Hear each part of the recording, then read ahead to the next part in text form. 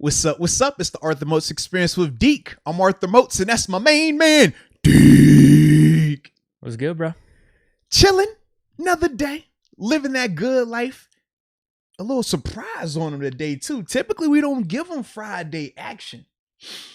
But we had to give him something special today, man. You know, obviously, since the holiday weekend and things like that, we had to adjust the schedule. So we said, man, let's pop up on him unexpectedly on a Friday. I started to wait till 4:20. But I figure I'll just, start at 4:05 and then we'll just let that thing kind of coast to the 4:20 mark. I know how my people are in these chats nowadays. Man. They probably appreciate that you were thinking of them with that time. Well, it's the least I could do, man. It's the least that I could do. Let's see. I mean, so far, we already got people jumping in. We got Jar Devil in the chat. Get the big boy flex. Shout out to Jar. Kareem Pitts. I didn't think anyone else saw how good Malik Hooker is. Kareem. Yeah, we're going to talk about Malik now. We got to do that, baby. We got Frank K, man. What's good, Frank? Welcome to the upper room. He just said, I don't know why, but this has me geeked every time. The upper room call or just the podcast? I think a little bit of both. Okay. I think it's the upper room and the podcast that just gets some geek that gets me geeked as well. And now we got the members. The members are showing up too. Shout out to Manuel, Molina. We got Barilla 92, Juice Box 32 in the building. Brian Castro, Matt McKissick. Oh, is it? Oh, we did this before. It was like Mix Itch. Yeah, yes, I remember it was Mix Itch. Yeah. Yep. Yeah. We got the regulars in the house, huh? Absolutely, man. You know the good old crew. Shout out to Keegan Short in the building. I see you, baby. The truth is in here. Cole always a part of the club. What's up, Cole? I see you, Caesars. This is what we need right here, man. You know, when you pop up like this, you just want to see who's notification gang or not. Sure. Because this is the true test right here. I mean, I'm sure people are going to come on as we continue on this journey today, as we always like to do. But the ones that hopping on right now, it's like, oh, that's ding, ding, ding. Emails going off. I like it, man. And Brian says, big Deke energy in the building. Yes, indeed. Yes, indeed. Chris also says, what's up, Deke? So you got your love in the building, man. Yeah. And Cole, you're right. You haven't caught a live in a while, man. So I'm glad that you were able to time it up today. Surprise. And Benor says, what up to Moats and Deke? What's good, baby? What's good? What's good? And Manuel, you did technically miss the main man part, but I'll give it to you again just because you in the member group, you're part of the upper room. So with that being said, what's up? What's up? It's the Arthur Moats Experience with Deke. I'm Arthur Moats, and that's my main man, Deke. What's good, bro? Did we just redo the whole intro? Like, I like it though. Your reasoning sound very sound. Anytime we get the people in the building and they're like, yo, we need you. We want to hear from you. We got to give them that, And Ryan Curry, shout out to you, baby. Moats got on the JMU gear after that softball playoff game. That was great. Absolutely. Ladies and gentlemen, as you can see, I am JMU duked out. It was beautiful. You got to tell me what happened. I've no clue. Yeah. So, the College World Series is going on for women's softball, right? So our women's softball team has always been good. They're always regional, super regionals, but have never made it to the College World Series. So they had a couple of, So D1, D2 doesn't matter for this? No. So we're D1. It's all D1. All D1. Okay. For football, D1 for football, double A. we're 1AA. Yeah. Okay. Right. For football, 1AA. Everything else we're considered just a mid-major, right? So with this, they already have a big upset in terms of the super regionals, right? So now, first time in program history, JMU women's softball team is in the College World Series, but they have to face the #1 overall seed, Oklahoma. They got the National Player of the Year and the National Freshman of the Year. I mean, they're loaded. They're is JMU ranked? No, we're unranked. We're think of us as like the Loyola. Wait, this is the championship. They're in the championship. So the way the College World Series works, they do it tournament style. So think March Madness, right? Okay. So you have your round of 64, your round of 32, 16, cool. So forth. So we already knocked off one team, right, in the first round. Then we come in here, and now it's like, all right, first round. This is imagine a 16 versus 1 matchup, right? We're the 16, obviously, in this scenario. We take them to extra innings, get the win. Insane, like not only for JMU first time in program history being in the College World Series, right? Even making it to there. But then you talk about this was the first time, I think they said since 2007 or something like that, where a number 1 overall seed had got knocked out like that. Wow. And it was all because of our ladies, man. The JMU ladies are doing their thing. And it's cool for the school because now you talk about how many nationally televised games JMU has had just during this springtime. Obviously, football had it during the playoffs. This is going to be their 4th for their softball team, their 4th nationally televised game tonight, where they'll take on Oklahoma State. This, if they win, I was going to say, when's their next game? So if they win tonight, then they'll be in the semifinals. Okay. So they're moving Final up, man. 4. Yeah, they're moving. Oh, yeah. so they've had a couple games since the Oklahoma one. No. So Oklahoma was yesterday. Okay. But now they're cutting it down to, all right, this is like your Sweet 16 right here, or Elite 8, however you want to word it. And then if we win tonight, then we'll be in that semifinal. So yeah, we've been, like I said, it was on ESPN. Was it ESPN yesterday? ESPN2 tonight. We've been on ESPN2 before that, and I think it was ESPNU as well. So yes, a whole bunch of ESPNs, baby. A whole bunch of ESPNs, but I love it. So yes, and I didn't mean to actually keep this. I was getting my golf on today. Mm-hmm. So this is my golf gear. And I just said, well, since JMU had this monumental win, we saw them on SportsCenter, ESPN, everywhere, right? I was like, let me make sure I rock them while I'm out here on this golf course. So it was all up, man. Yeah. That's a good call. But always go Dukes, baby. Well, always. I was going to say, best of luck, because I don't think Pitt's in this. Mm-hmm. So yeah, best of luck. There's no rivalry there. Hey, and I appreciate you. See, I'm over here looking and I was making sure we was all good. Matt says shout out to JMU. Brian, JMU is a Cinderella team. Barilla, congrats to the JMU softball team. This is what I like right here, man. This is what I definitely like. So anytime, and first off, I love to be able to have a diverse conversation about other sports, especially women's sports, right? We always talk about, we want to make sure we're supporting them and bigging them up. So that is really cool, man. So shout out to y'all in the chat for bringing that up. I also see people shouting out your big boy jersey, the Dotson. Haven't worn it in a while. Just had to remind some people. Mr. 6'9" himself, Freaky Deke. Freaky Deke, and when you're on the field, is Deke and Dots. I got you, baby. All right. Sure. And I see people calling for the taco meat. They say, where the taco meat at, man? Yeah, it's been a while, huh? Man. It's been a few days, right? Yeah. I don't remember the last time I wore it. You're keeping it all PG-13, man. Well, the weather is getting warmer, so stay tuned for next week. Okay. And another thing, Ryan did just say that, and this is true, that the Oklahoma team that we beat, they were talking about that team as being potentially the greatest team in the history of it. Wow. It was like significant. Like I said, the National Player of the Year and the National Freshman of the Year, both on the same. Like they had this. It was a murderer's row of a lineup. I mean, literally, we had a three-run homer. What was their pitching bad or something? No. So check it out. They had a 3-run. We had a 3-run homer, right? We have a dope pitcher. Oh man, Odyssey. She is a beast. Redshirt senior from the crib, absolutely. But she's just killing it, right? So we get the 3-run homer. Literally, this murderer's row we talked about. I believe it was. I forgot the sequence of it, but they ended up scoring like 3 runs. It was a homer and another run that happened like back to back. It was just like, yo. And then every time you get up and you're looking at, oh, this is this person, this player, that's this star. You're just like, do you gotta throw it? Like, And then at the end, obviously going into the extra innings, Odyssey walked one of the girls, and they're like, yo, you don't walk a person and put the tying run, and now the score, it was the tying run that she walked to put on base, but they're like, when you look at how 2 outs, like no outs, how many outs? It was I think she had 2 outs at the time. 2 outs, yeah. But they were just like like you don't do that. But then they're like, well, you know who she's pitching to right here. Yeah, exactly. Like, you don't do that either. Yeah, it's try to just pick your poison. Absolutely, man. Absolutely. But it was dope though, man. It like I said, it was very pleasant. Very pleasant. I was gonna say, it sounds like you were pretty into it, dude. I was. Yeah, I was. I get excited every once in a while, and that got me going. Yeah, that's fun. And shout out to Brian right here. Brian, first off, appreciate the love. Yes, indeed. But Brian wants to know, do we get taco meat moats if JMU wins it all? Oh, see, this is what happens, bro. When I'm not really pre-reading a question, I just do it on the fly because I saw taco meat Deke. I'm like, oh, this is about to be for Deke. Yeah. Taco meat moats. Ooh. I think he got to. I mean, hey, get listen, a JMU bun down or something. Listen, if JMU wins, if JMU's you might need to get a tattoo. Listen, I already got the tattoo. Softball? No, that's what I mean. Softball. Get a softball tattoo. JMU softball tattoo. Yeah. Listen, I love my JMU softball women. Like, they are phenomenal. Like, super close friends with a lot of them, right? I can't get the softball tattoo. I haven't earned that. I can't do that. All right. Funny. But I will say this, Brian.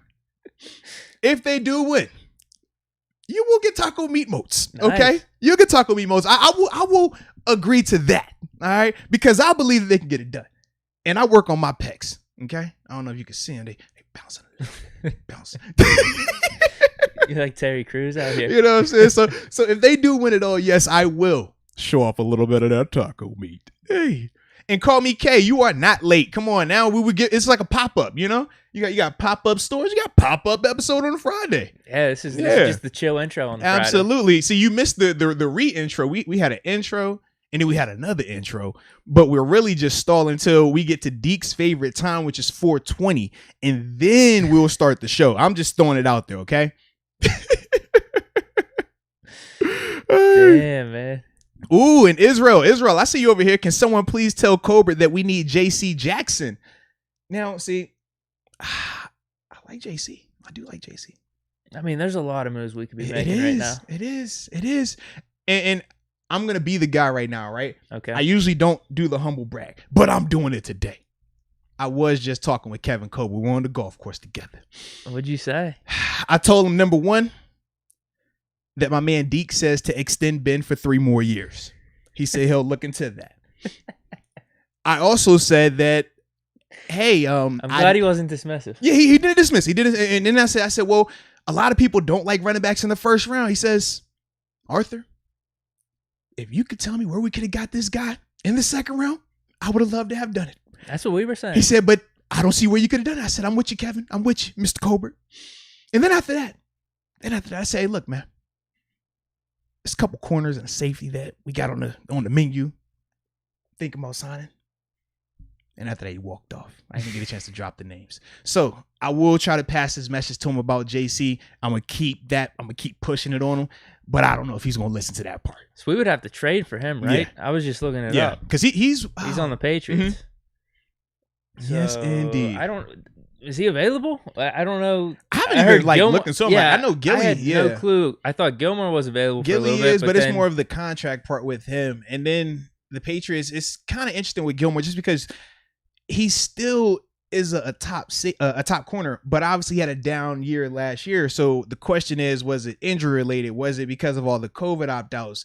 What was it? So when you throw in the money, it makes him, his name come up a little bit more now. Well, maybe he knows a little bit more because I'm looking on Google. It says something about offer sheet. New England Patriots are botching the contract talks with J.C. Jackson. So maybe he is like a restricted free agent or something. I had to look into it. Isn't that time period passed? Isn't there a certain they would have to already have that? tendered him. Yeah, and he would have already had to agree with that as well.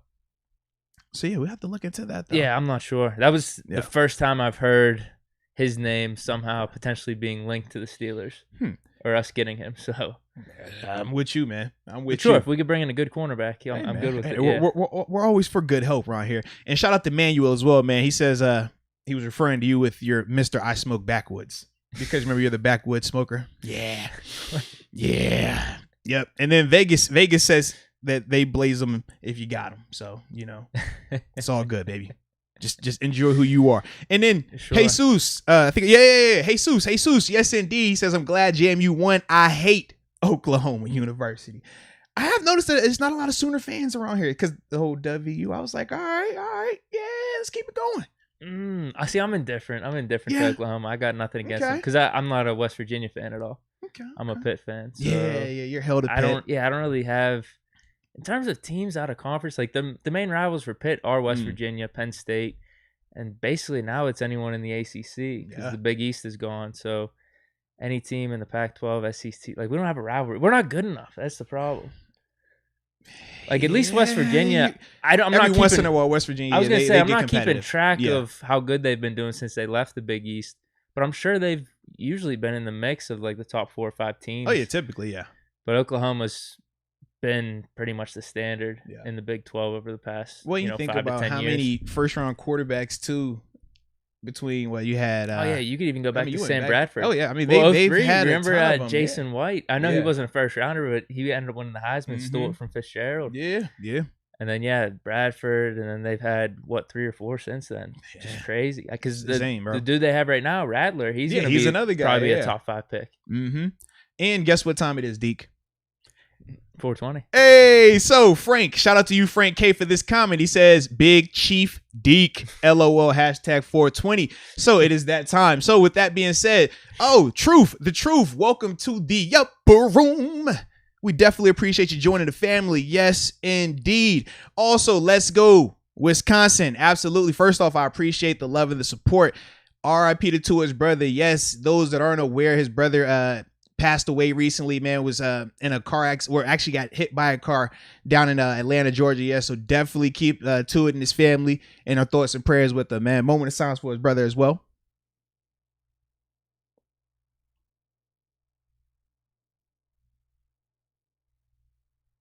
Yes, indeed, man. Thoughts and prayers with the Tua family, for sure. Absolutely. That's terrible. Absolutely, man. Hard. It's like, never want to see anything like that, man. And then we got Matt. Shout out to you, Matt, as well, man. Appreciate that love and support. Says, tell Colbert and Tomlin to tune into the show. 100. All right, all I'm going to say is this, baby. Have either? No. So this is legit. This is legit. Today, when I was talking with Kevin, promise you this. He says, so Arthur, man, he's like, I feel like you're everywhere with media. I promise, this God honest truth. He says, I feel like you've been everywhere with media right now. And then we were laughing. He says, man, I even got the chance to, you interview me on draft night. You try to pull this alumni card thinking I'm going to talk about a player, this and that. And I'm like, yeah. And he's like, well, what else you got going on? Watched it. I plugged. I said, well, I got my podcast, Arthur Most Experience with Deke. You should check it out. It's on YouTube. He's like, all right. So I'm just throwing it out there. He might tune. He's still on the golf course right now. Did it sound like he heard about it before, though? He gave me that look like, this sounds familiar. It rings a bell. That's all I'm saying. He definitely gave the vibe of it rings a bell. So I was like, all right. And I just left it at that. I didn't want to ask any more of a, hey, have you checked this out before? Do you know? Yeah, because who knows what headlines we have with Colbert. Exactly. And I was like, let's just keep it cool. Yeah.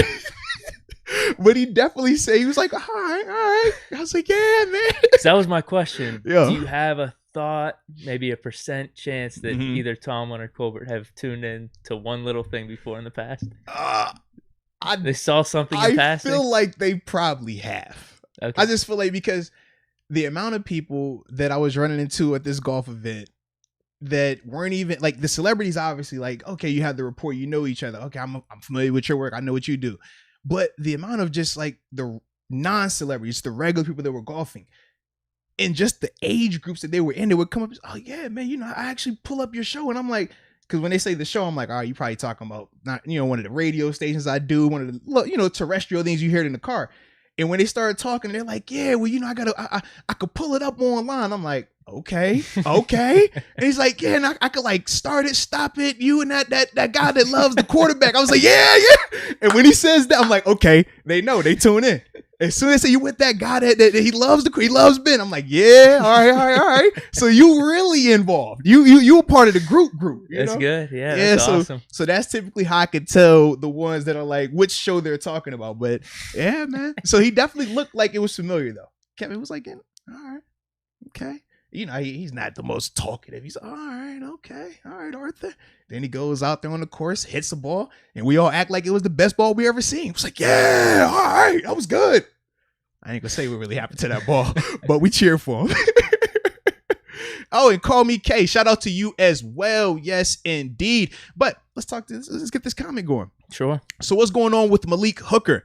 Did he try out for us did he try out for us? And if so, are we signing him? Lastly, Moats, how do you see us using him if we sign him? I'm glad that you brought up Malik Hooker. We're definitely going to talk about him in depth today because of what just happened. He actually was on a visit with the Steelers. Ian Rappaport was the person who released it. Obviously, Malik Hooker had showed the picture first through his social media, and we didn't know what it was, though. Some people were visiting family. Right. Or is he leaving Pittsburgh and coming back? Like, just because he lives out here or whatever it may be. So it was a lot going on with that. But when Ian Rappaport confirmed it, obviously we said that we're going to make that a priority and we're definitely going to talk about that. So call me K. We're definitely going to talk about that more in depth in a few. All right. And shout out to the Smuck 20. Welcome to the upper room. Yes, indeed. Yes, indeed. Welcome to the family.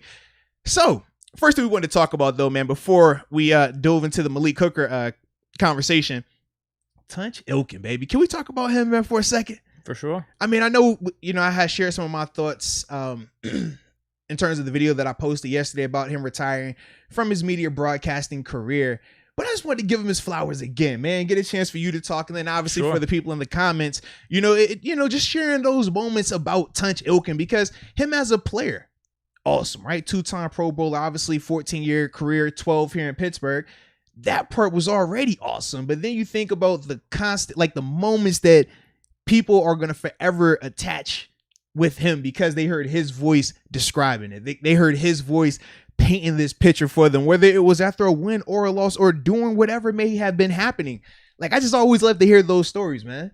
Yeah, so for me, I got a few things. One is obviously the broadcast voice, opposed to like the CBS, and it's just awesome to hear his voice. But the more you think of it, Tunch is just as much a part of that as Bill Hillgrove. Like, they're kind of together like that. So he has been that iconic voice for the Steelers for I don't even know how long, to be honest with you, ever since I've been watching them. So he's been a big part of the Steelers family, all that type of stuff, just as a professional. But then I actually have gotten a chance to meet him a couple times through a mutual friend.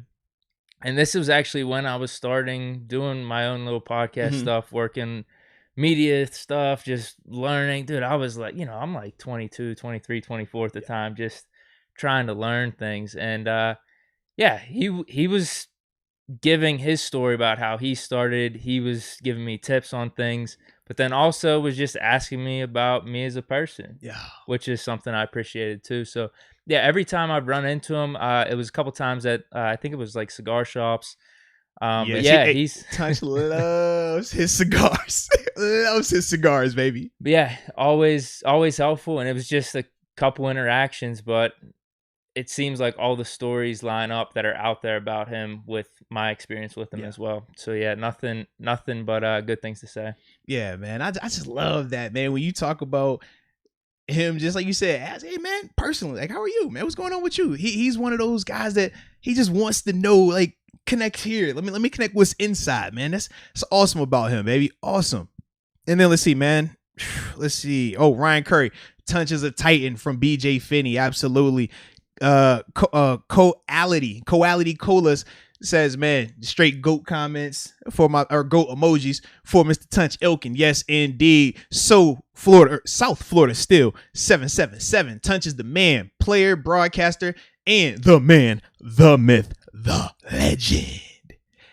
I slapped a T-Rex, says love Tunch. And then Jason Winningham. Thank you, Tunch. Yes, indeed. Yes, indeed. Tunch is an awesome dude, man. Awesome dude, man. Gold I really standard, liked baby. your video yesterday, man, because you hit on everything with him as a player, but then also him giving you tips when you're starting out and stuff like that. That stuff means things. Absolutely, man. Like, I know as soon as I was starting to hop into the media field, once I got here in Pittsburgh, he was one of the guys, like, always, hey man, come on, go get on the show with me. Let's talk. Let's get on the show. Let's talk. I'm like, man, all right. And then just understanding, like, because like I said earlier on, I would always get super excited when to talk fast, and just his cadence. Think about when he talks, like, he makes sure that you can hear it, pause when he's supposed to pause, and, inflect on certain words. But I just always enjoyed that, just to see how crafty he was. And when we do not last year, but the year before COVID happened, right? When we would do a sports breakdown show with the Steelers, I was always impressed with how detail oriented he was. And I could tell he watched film the same way that I did. Because we would come up here, we'd have these opinions, and we're always pinpointing certain things. And I'm like, I could just hear certain things that he says, certain details. And I'm like, yes, that's the guy that watches the tape. And you always have that mutual respect like that, man. So like I said, man, it was just such an honor to be around him in that vein, man. Yeah, great career. Yeah. Great career. Absolutely. Absolutely. Uh-oh. You know what this is. Oh. We got big color here. Hold on. Wait a minute. Got to sit up for that one. This is from Bubba. Shout out to you, Bubba. First off, Bubba, we greatly appreciate you. Much love and respect.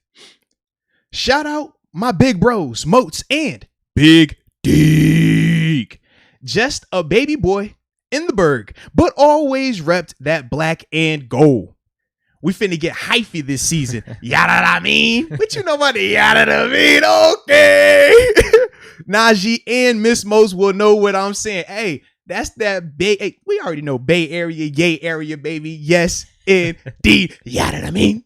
Oh, Gotta get hypey one time.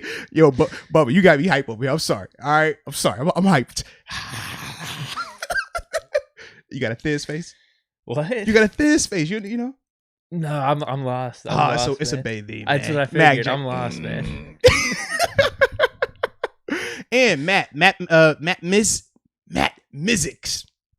Mixitch. There we go. Matt Mixitch says, and I quote, 136 in the chat, but only 6 likes. Holy shit. Something isn't adding up with the thinking emoji. Hey, baby, I just report the news. I'm just reading what the comments said. He brings up a good point. He does, though. He definitely does. And the Smug 20 also says, Tunch is real as they come. Met him on Steelers Cruise in 2020. Genuine dude. Got a great pick with the legend. Absolutely, man. Absolutely. And then Barilla92. Shout out to you, Barilla92. Barilla's always bringing up the hot topic. He is. Do you think L. Bell got too greedy, considering he signed with the Jets for less and is now kind of a journeyman? Or the Steelers should have paid up? Yo. That's spicy. That is spicy. You want to go first? Oh, you want me to go first or you want to go first? It don't matter. You're right. It don't matter. All right. So for me, I won't say that he was greedy. I will say this. He was focused on one part, and that was guaranteed money. When that's the biggest issue for you, that's going to ultimately be the driving force in your decision. So with him seeing more guaranteed money with the Jets, even though he would have made more money with the Steelers, and promise you would have had a way better career since that moment with the Steelers, the biggest issue was the guaranteed money wasn't there. Now, we can debate if Kevin Colbert, Mr. Rooney, and Coach Tomlin would have abided and really, kept their word on this gentleman's agreement. But we don't know 100% either way. And when we talk about rolling guarantees, which is what they offered him, there isn't a guarantee. That's a gentleman's handshake of, as long as you're healthy and playing well, we're going to keep you. But it doesn't necessarily mean that that's going to be the case. And who knows what could have happened during those years if Kevin Colbert retired or if Mike Tomlin retired, new staff comes in, they might not have felt the same way and wanted to honor it. So that's why I don't think he was greedy. I just think that he was going with what he felt would be the best for him as a running back, especially because we know their shelf life is super small.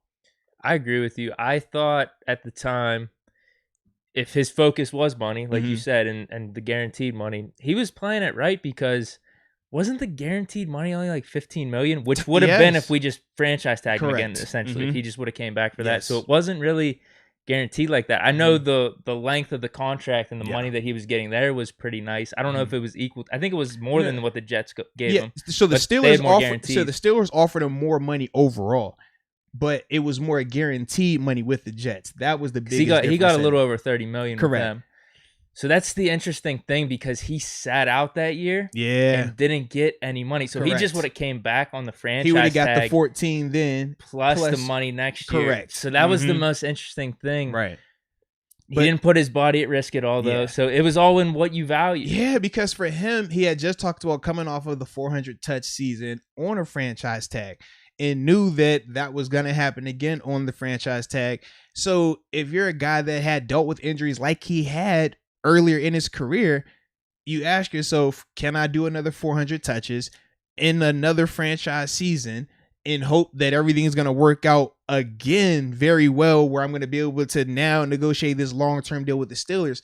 I don't think for him, he wanted to take that gamble anymore, because that's still a huge gamble. We talked about this numerous times with different players in contract years. If you get hurt, if it just happens to not go right, everything is over. The money that you lose during that time frame, it kills you. So I just think for him, he didn't want to gamble that again. Yeah, and I don't blame him if that was your focus. I think there is the other side of it, kind of how Juju was thinking a little bit too, of like, could there be something post-career if I stick this out a little bit? Is there something that's a little bit more valuable in putting the money maybe as this, like, you don't want to say money is the second priority, but maybe just trying to put some nuance with this stuff. that was the decision he made. And I think looking back, you're just like, man, you probably would have been better to stay with the Steelers. Probably. Well, and that's my thing. It's like hindsight being 2020. Of course, he probably says to himself, if money wasn't the factor, if money was equal, Pittsburgh made the most sense. But I felt like with him and everything that he talked about, it was about the guaranteed money. So if that's the case, then he did right by him to get the guaranteed money and just said, whatever happens to my career after that money, so be it. If he would have got the legit starting role with the Chiefs, it would have worked out. Yeah, it would have. But now he's sitting this offseason and people aren't looking at him like that. Yeah. Like if he would have been able to just land that starting spot, go on that Super Bowl run with them, have some really good games, he'd be sitting here looking pretty good. Like he probably would have been. He would have like AB. He would have been the best running back on the market, I think. Because who got paid the most? Kenyon Drake. Yeah, I think he got paid the most, which is ridiculous. Yeah.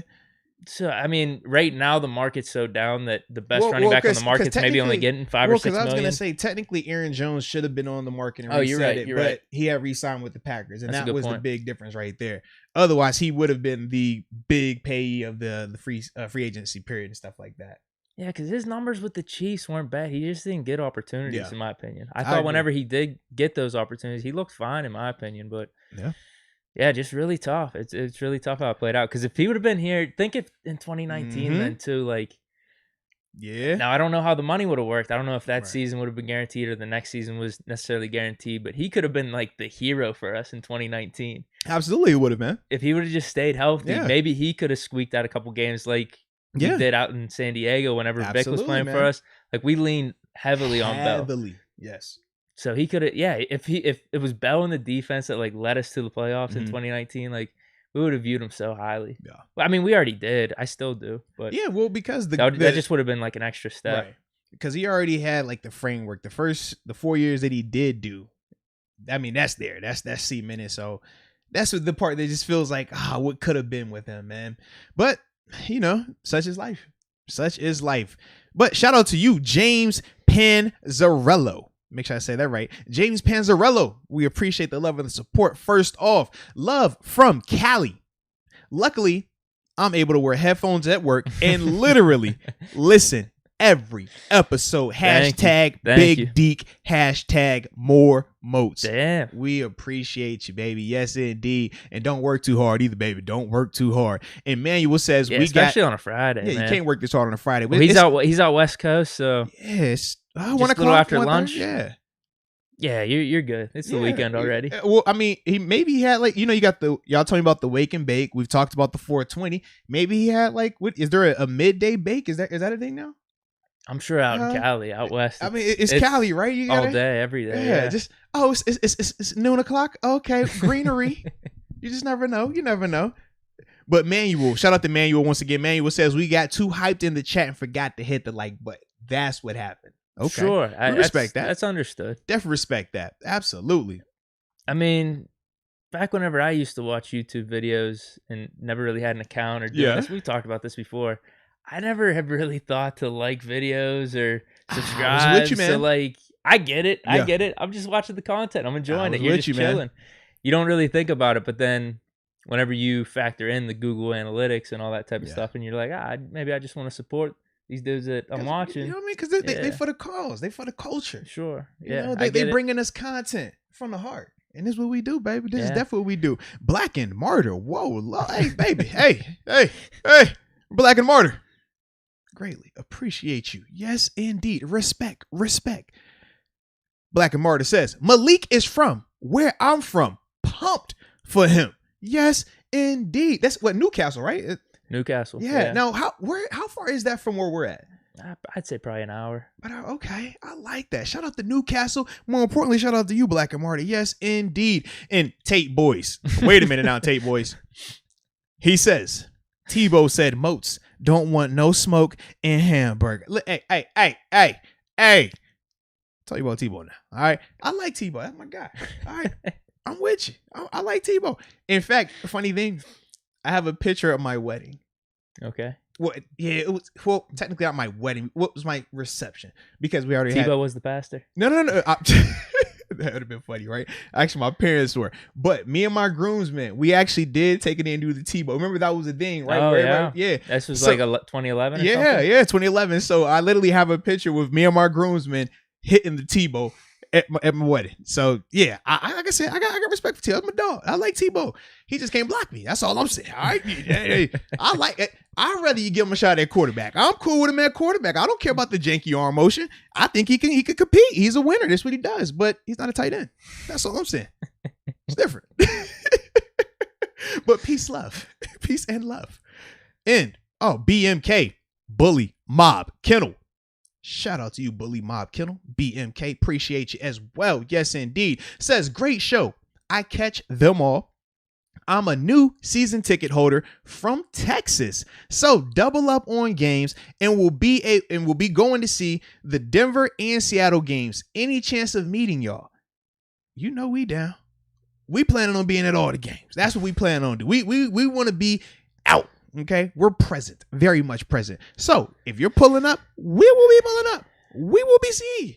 I like it though. Make up for the lost time last year. No question, man. Listen, man, we were stuck in the house. Cabin fever. It was not cool. Me and Deke, because obviously we had to, we couldn't social distance. We had to make sure we lived together. So we had cots on the floor and we just slept in here. No blanket. We couldn't afford a blanket. We sat because all the shoes. So we slept in cots and it was just like, Deke, you good? Yeah, all right, cool. Because we couldn't leave, and then we just wake up, do our show, and then go back to sleep. It was that simple. So, like I said, man, we're going to be out there. Appreciate you, though. From Texas, too, man. Shout out to Texas. Sure. Yes, indeed. I like it. All right. So, let's get to this second topic. Shout out to my man Tunch once again, though. And this is an interesting one, man, because as we're talking about the secondary and safety and stuff like that, we got to bring up my man Minkah Fitzpatrick here, okay? Now, I'm not a PFF guy. I'm not. And it's for reasons like this, okay? It's for reasons like this. You brought to my attention, because like I said, I don't look at them.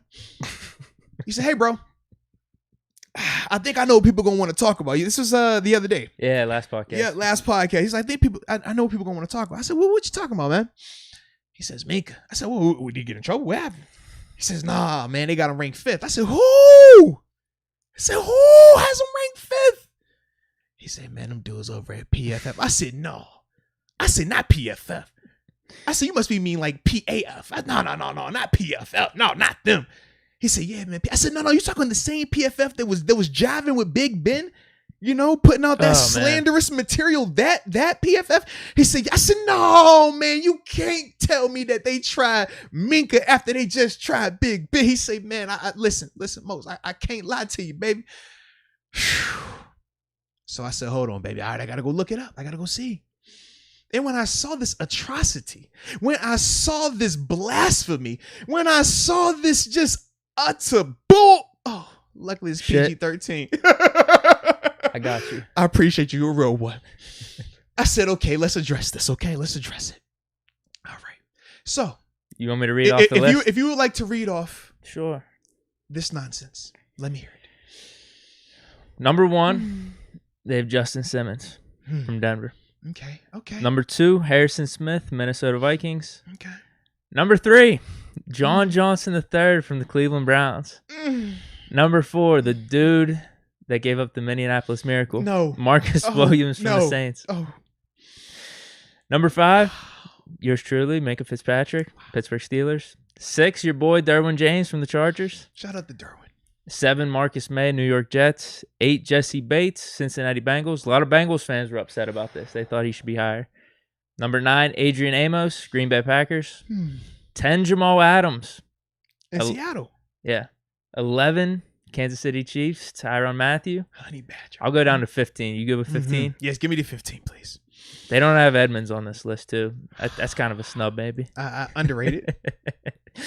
Top 32. You sick, bro. Top 32. I think you could toss Edmonds on it's there. 32. I thought you meant it was only 15. No, I'll only talk to 15. 30. Yeah. I'm with you. Okay, definitely. I feel like snub. I think so. But anyway, where was I at? You were at, was that Matthew? 10? Tyrann Mathieu at 11. 12, Kevin Byard. Time out. You haven't said Buddha, have you? No, he's 16. That's the other one, actually. Oh, yeah. He went off on them on Twitter. He said, was it 16? Yeah. Yeah. They talk about the DK Metcalf chasing him down in their analysis, I mean. So that was a knock on him. They bring it up. They're like, unfortunately for Baker, the most memorable play of his season and arguably his career is getting chased down behind from DK Metcalf to prevent a defensive touchdown. Like, that was the first sentence they brought up. Wow. Like, it's not a shot, but that's a shot. That is kind of a shot. That's definitely a shot. Wow. And they go to say that his coverage grade was the best of his career at a 68. A 68? And they said that was his best grade of his career. Let me pull up what he said on Twitter, because his Twitter response was actually hilarious. Now, Matt says this. Matt says, Deke is going to make a whole diss track on PFF. Straight ether. I'm with you, bro. Like, this. Oh, dude, because they came out with receiver rankings, too. Like, what? I think it was receiver depth chart rankings or something like that. They didn't have the Steelers. Had to be top 5? No. We could go over this maybe next podcast. You said no. No, and I think they include tight ends, too. No, we're not top 5. Call Me K says PFF more like pure bull. Your part. Yeah, there we go. I can't even say it. I'm laughing so hard. Like this? What? Hold on. Here it is. I got Manuel says, wow, the shade towards Buddha is real. Listen, Buddha is a dog. A dog at safety, man. I've highlighted plays that he's made even against us, unfortunately. But the dude can play, man. A flat out monster. Undersized, but it does not matter. This is nuts, though. This has to stop. I'm trying to pull up his Twitter. Crazy Dean says PFF probably has Tebow as a top 10 tight end. You're probably right. You're probably right. This is nuts, man. And Myron Bennett says, let's give our condolences to the Tua family. Yes, indeed. We talked about that a little bit earlier. Myron, yes, indeed, though, man. Tragic news, man. Unreal. But all right, here's the tweet. Talk to me, man. What's PFF over here, man? A bunch of laughing emojis. He says, I'll keep getting all pros and Pro Bowls from my peers and fans while you'll keep spitting out false bullshit information. A career high 68.9, more laughing emojis. Don't mention my name anymore, LOL. Y'all forget why I was drafted to the Cardinals at PFF. Thank you. So that's what he had to say. I just can't believe 16. this, bro. This is terrible. Like, how do you have that, man? You can't. I don't want to hit. Another comment, he says, I don't even want PFF mentioning my name anymore, honestly. Site been a hater since college. Bro, they have Jesse Bates. I just got the list. They have Jesse Bates rated ahead of him. Mm-hmm. Not a chance. Man. What the? They got injured Derwin James rated. And I love Derwin, but the man ain't played in 2 years. Yeah. Oh, man. That's nuts. That's wow. So where do you have Minkah? John Johnson. I know John. John was cool because he was in LA, but to have him at number 3 in the league. Like, bruh, what? Like, it was a nice signing by the Browns, but like, when was he ever top 3 in the league? Y'all gotta stop this. It's a joke. Oh, dude, and the stats, like if you pull the 4 guys, it's a joke. The 4 guys that are ahead of Minkah. John is good, but John, the 3rd safety in the league? No, not even close. Well, and here's the funny part too. So there's 2 things. One, if you pull the stats over the past like 2 or 3 years from the top 4 guys that are ahead of Minkah, Minkah blows them away in every statistical category. Absolutely. So there's that. But I guess maybe you just want to say this is based off last year. Oh, my gosh. Even last year, the biggest knock on Minkah last year was the tackling. That was the biggest thing. Anything else we talked about, well, teams aren't throwing to him. We highlighted that. Then we talked about how, okay, what the Steelers' answer was, we're going to play cover 1, let him be the low hole defender, let him jump routes. Success was the pick 6 against Cleveland. We started to see him create more and more turnovers. Think about the Jacksonville game. So it wasn't as if he felt he was all pro. He made an all pro. About? Exactly. Like, how is a man all pro, first team all pro, not just all pro, because there's a difference between second team and first team, but to be a first team all pro back to back years, mind you, how difficult that is. You're going to tell me this man is what you said, 16? No, he's 5. He was 5th on the list. But they have John Johnson, Marcus Williams, Harrison Smith, and Justin Simmons above him. For me, you could have Justin Simmons and Harrison Smith. You can make a conversation for Harrison Smith because the longevity, along with the consistent play. Justin because he is He's in that same nice conversation. He's an safety. all-around safety. He's in that same kind of ballpark. So I could understand, and Justin just got paid, so he is the hot topic, right? I can understand that. But even with that, I still feel that Minkah provides more impact. I feel like Minkah, in terms of clutch plays, in terms of just, you talk about what he was able to do once he got to Pittsburgh on Our the fly. defense was so bad. It changed everything. You're not gonna, like, that's the part for me where I'm just like, nah, I'm still giving him the nod over those guys. Like Harrison, like I said, I like Harrison's game a lot because I feel like he's the most complete, right? He's gonna tackle, he's gonna cover, he's smart, longevity. Like I said, he does all that. So I can see that. And like I said, the Justin Simmons part, I can understand why they might want to talk about that. But I still feel like Minkah has to be top 3 bare minimum. Yeah, that's just objectively. Like bare us minimum, as Steeler fans, we could say, we got Minkah number 1 just because I've seen this. I've seen him come in 2019 and just completely change the defense. And then last year, a little bit of a down year to start off, like you said, but then he just picked up right where he left off and made an all-pro. And then with Marcus Williams was at 4, you said, right? Yeah. I mean, it is unfortunate, the Minneapolis Miracle, because he actually is a good player. He's a good player. I like his game. He's not better than Minkah though. That's you just cut the tape on. Like I feel like Marcus is a dope player. I think he's a top 5 safety, no doubt. But I just don't think he's a better player than Minkah. I just don't. I feel like Minkah still is the more dynamic player. He still creates the more splat. Like you can't go wrong with Minkah. Like I said, if the biggest knock is the wrapping up consistently, because he does do it. He just needs to do it more consistently. If that's the biggest knock, when you look at everything else he brings to the table, no, you're hard. I just can't go with it. I can't do it, man. What's funny is the dude that made the list. Like there was a Bengals fan chirping at him on Twitter saying like, why is Jesse Bates so low? Like, what's your basis for these rankings? So this is the funniest part then too. So the basis of the rankings should make Minkah the number 1 safety, hands down. Because here's what he says. He goes, Jesse Bates, he's had really solid seasons, whatnot, but I'm not going just based off last season. So he says that. And then he also says at the bottom, I'm expecting him to regress next season. So if you're not going just off last season and you're going off body of work, Minkah's body of work, it's not even close. Over like the past 2 or 3 seasons, he should be number 1. Yeah. But then, all right, maybe you say, I'm expecting Minkah to regress. That would just be crazy then. Yeah. Because he's hitting the prime of his career. Right. They're all still young dudes, still on rookie contract. That's what I mean. So like the reasoning. If anything, you should expect him to keep getting better. Like that's what I mean. Yeah. So there's objectively, like, he should be top 3. Now, if you're a Broncos fan, you lean that way. It's still Minkah's first full offseason. It's going to be his first full offseason with the Steelers. Not that virtual offseason from last year. And then, obviously, the year before that, he was in Miami. This is going to be his first full offseason. And you think he's going to regress? You think he's going to regress after having legit OTAs? Nah, player. Stop. No, he didn't say that about Minkah, but he said that about Bates. Yeah. But that would maybe be... That could be his reasoning for ranking someone lower than someone else. Right. They should have ranked, like I said. But should be a better Minkah checks all the boxes. You're going off last season, he should be high up there. But then if you're going off body of work, last 2 seasons, if you even want to include the Miami season, his rookie year, I thought he was solid, but they just moved him around all over the place. It wasn't really a good fit. So checks those 2 boxes. And then in terms of going forward next season, he's not regressing. He's only going to get better. Not at all. So he should be high up there. It was just... Oh, my goodness. 3 is not disrespectful. Top 3 wouldn't have been disrespectful. Top 3 bare minimum. Because, like I said, you can make a legit case for Harrison Smith. You can make a legit case for Justin Simmons.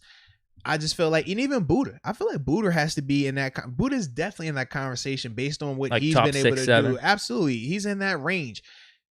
That's just, it's crazy hearing their perspective and what they write. Where did they write about Jamal Adams? Because you said he's not even top 10 up there, right? I was gonna say I think Jamal Adams and Tyrann Mathieu are low too. They have them at 10 and 11. Like that's my thing. I'm like, they should be in that 6-7. Honey Badger for a fact. I mean, you think about the splash plays that he just had last year in the playoffs.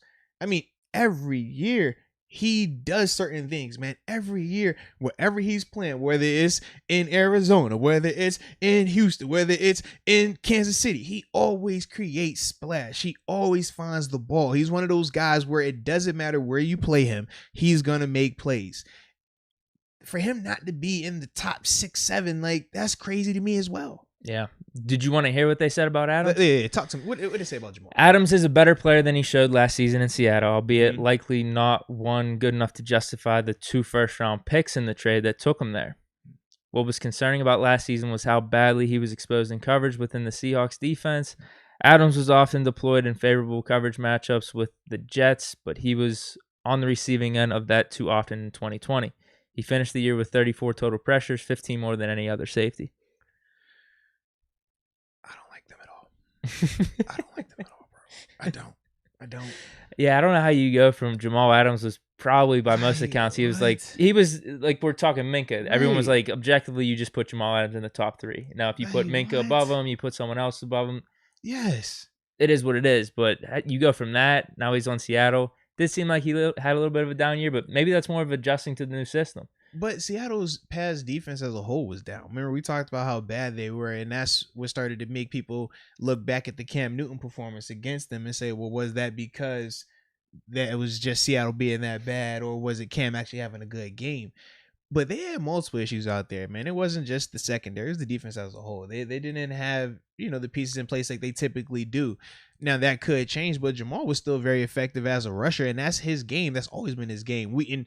Us as like in the NFL circle, we'd always joke and say he's more of a will linebacker than a safety. So we don't view him in the safety category, and we say he's a number 1, number 2 will linebacker in terms of the amount of where he's aligned by the line of scrimmage, how often he's blitzing, how often he's within, that tackle box. Like, that's different. That's not what you do as a safety traditionally. He's constantly down there.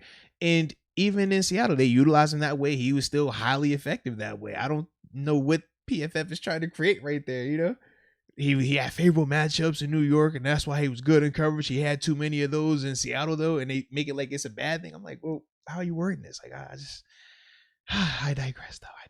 A lot of good safeties, though. Oh, yeah. A lot of good safeties. We talked about this last year. Right. You said Evans isn't even on the list, right? No. Yeah. I'll double check, but I didn't see him. Yeah, I'll tell you who they... Where are the Bills guys, man? Minkah and Jordan. They got him at 14, 15, I think. Okay, yeah, because I like them, man. They're 14 and 15. Bro. Yeah, dude, they don't have Terrell Edmonds on this. They have like Drill Peppers, Deshaun Gibson, Landon Collins, Chuck Clark. Jeremy Chin at 32. I feel like that's kind of low. Huh. He had a really good rookie year, didn't he? So I'm surprised by that. They have Ronnie Harrison, Juan Thornhill. So those are the dudes they have like in the bottom 20s that Edmonds not on. I don't know how you feel. I don't know enough about how these dudes are doing on their respective teams. But I feel like Edmonds really played pretty solid last year. Like I said, I haven't watched them enough to know. I like Chuck, though. Chuck in Baltimore, he's straight. Because obviously he took over him and Deshaun once. Oh, Thomas? Yeah, I was going to call him your brother. But then I was like, I know you can't really say that. So I didn't want to go there. But he took over once that whole thing happened. So, yeah.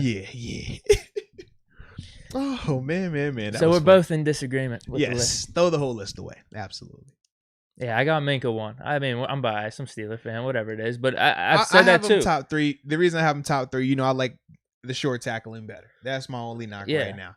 But other than that, he's top 3 at worst. So, yeah. Like I said, throw the whole list away. What's the comment saying? Oh, they with you. They with us, baby. They hate the list. They over here. PFF. I don't even know if I can. I don't even want to say this. I feel like I'm gonna get in trouble. But Douglas, shout out to you for your comment. I love it. All right. I didn't know if I can say that. I don't want to get in trouble. All right. Let's see. Yeah, a lot of people not really rocking with PFF. Yeah, Ben says PFF needs to put some respect on our boy Minkah. Absolutely. Oh, where's the other one? It was another PFF comment in here. I just scrolled by. Crazy Dean, PFF, pure football fools. Yep. Absolutely. Myron says PFF dudes never played a down of organized football. And then Douglas. Man, I feel like they were taking a shot at me, man. Oh, what? No, man. You played a down of organized football. I seen you out there deacon dots. I don't care what nobody say about you, man. You got the juice. Douglas says PFF stands for we only play fantasy football. You might be right about that. Because I do see a correlation with some of their rankings. I'm like, this dude, man. I hear Deke say this guy's really good in fantasy, and I see him high on PFF. And I'm like, in real life, this dude average at best. But all right, to each his own. To each his own. Matt, shout out to you, Matt. Once again, appreciate the love. Matt says, because I can't continue on with this Minkah nonsense, this PFF garbage.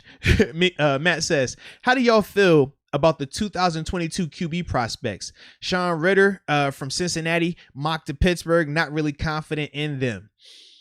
Honestly, I haven't looked at them in depth just yet. I got to go and check that whole thing out. Honestly, have you looked into the 2022 class yet? I have not. Yeah, I have not. Yeah, so I am not prepared for that just yet, Matt. But save it. Yeah, we definitely save this, and trust me, man, we're gonna come back to it. That's what we always do. So trust me, yeah, saved, boom. I like it. So yeah, Matt, we're gonna come back to that though. Oh man, but yeah, we can't keep going on. Nothing else on PFF? Yeah, we're done with PFF. Hey, they keep on delivering just content. It's just free content. Well, because so I told you about the receiver. Like, so now we gotta come back and talk to receivers. I think somebody said something about Joe Hayden in the comments. So I'm assuming we got to go check out the corner. So we got our next 2 shows already. At least we have a little PFF segment. So the next couple of shows we're gonna have bashing PFF list. All right. So shout out to them for the content. All right. Oh, but before we go to this next topic, we got to talk about something real quick, man. Okay. Can we talk about something real quick? Yeah. Okay. You know when I sit up, what that means, right? When I sit up, it means it's important. It means I'm trying to show off, how I'm groomed. how smooth I'm looking right now. I want to show off how I manscape. Because Manscaped, they're our good friends of the show. This episode, in fact, is brought to you by our friends over at Manscaped, the leaders in below the waist grooming. And the thing that we love about Manscaped, number one, the Lawnmower 4.0. The one they got the light on it. We've had this light. It goes on and off. Some of us even like to shave with it on and off. Like we flicker like we're in the nightclubs.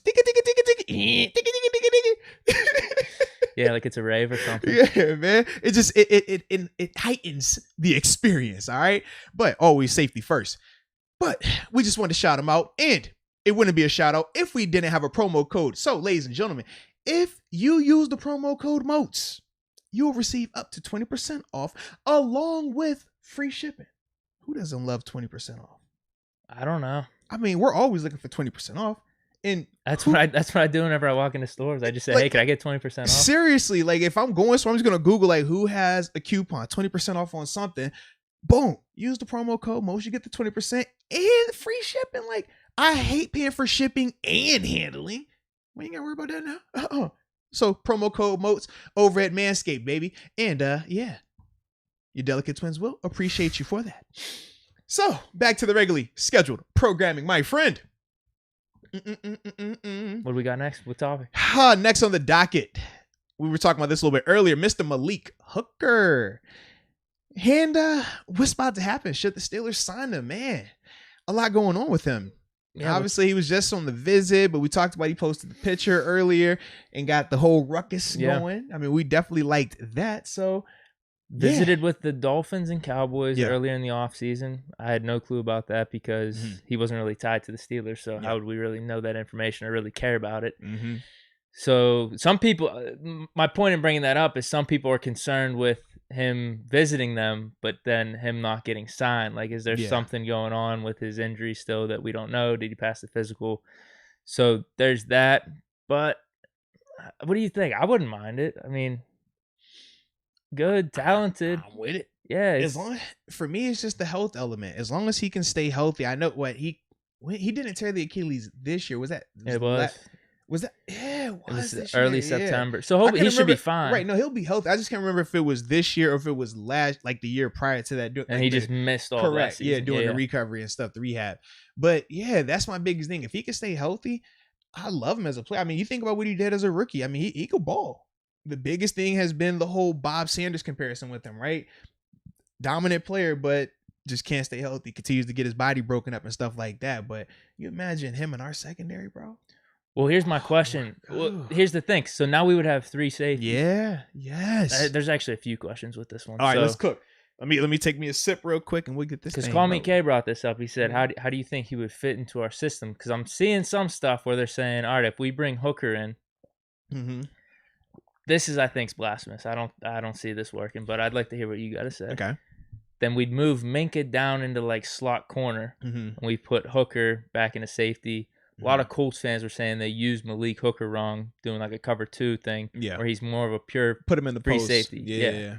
So there's that, and then it would be Hooker and Edmonds back there. So whenever you're doing sub packages, you move Minkah down to the slot. Doesn't make sense to me because wasn't that what they were doing in Miami, and that's why Minkah wanted to leave? Correct. Minkah was not a fan of playing the slot role. That's the same thing that we did to Sean Davis here, and he was bouncing from the slot corner and then moving back to safety, and obviously we saw that kind of hurt his development going forward. Minkah was not trying to do that either. The other one I like, though, is you bring in Malik Hooker. All of a sudden, it's Hooker and Fitzpatrick in the safety spots. You bring Edmonds down. That wouldn't be bad. That's more than likely what I would do. I think that either one of those guys, they're tough enough to play in the box if they need to.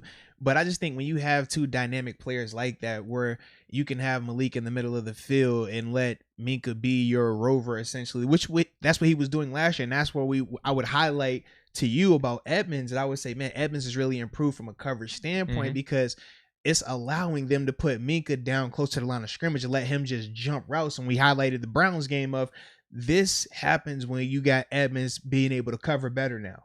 And they did it a lot more, especially in the second half of the season. So you do that same concept, but now instead of Edmonds in the middle of the field, it's Malik Hooker in the middle of the field. A lot better of a coverage guy, right? Way more natural at it. So when you do that on your base downs or whatever, then when you want to go sub ball and now you bringing in Edmonds still plays at a crazy high level. You also could flirt with Edmonds potentially, I don't want to say making your base defense predominantly your sub package, your 4-2 or whatever, but you realistically could think about having Edmonds play in that role in terms of that dime linebacker that we talked about with Morgan Burnett, right? Because he is big enough to do that. He's physical enough to do that. Now you're talking about crazy coverage, and you got Devin Bush at one spot. You got Edmonds covering a tight end or a running back. He can definitely do that, you know? Oh, yeah. And now you got Minkah sitting around here, rover, as that middle rover, just reading the quarterback's eyes, jumping stuff. Malik got the middle of the field locked. Now, way better situation. Now you're talking about Cam Sutton on the outside the whole time, Joe Hayden on the outside the whole time. And now when you bring in one of these nickels, it's like, all right, if this is the worst situation, we are covered around here. We have everything else taken care of. I like that. Yeah. It sounds good to like me. That, now, the next question is at what cost? That's the interesting part. Considering the injury, too, and then you're just thinking, like, okay, we already have Marcus Allen. We have Antoine Brooks. Could they maybe just fill the role at what we have them for right now as opposed to Malik Hooker? But this is the thing. I don't want Malik Hooker to fill the role of Marcus Allen because that's playing linebacker, right? We just talked about. Well, then we would just keep Edmonds and Minkah back there, and we'd have Marcus Allen. Right. But for me, I just feel like you could upgrade it. I think that's a significant upgrade of Hooker over Brooks and Allen just being on the field. Correct. Yes. Okay. I think that would be an upgrade. At what cost then? I don't think it would be too much. $3 million? I don't see it being more than that, right? First off, the safety market as a whole isn't. It's probably gonna be a 1-year deal. Right. It's got to be a 1-year deal. Yeah. And he's coming off of Achilles. Yeah, we ain't got to break the bank when you're coming off of injury. So, yeah, I mean, I think it'll be affordable either way. And this is the thing. If the team really wants to get it done and he really wants to be here, they can make the numbers work. That's the thing. They can definitely make those numbers work. I just think it could be a difference of opinion of how this team views Malik. Do they view him as just depth? Right. Because if they're viewing him as just depth, he might say, well, I don't view myself as just depth. I view myself as a starter. And that could be a difference.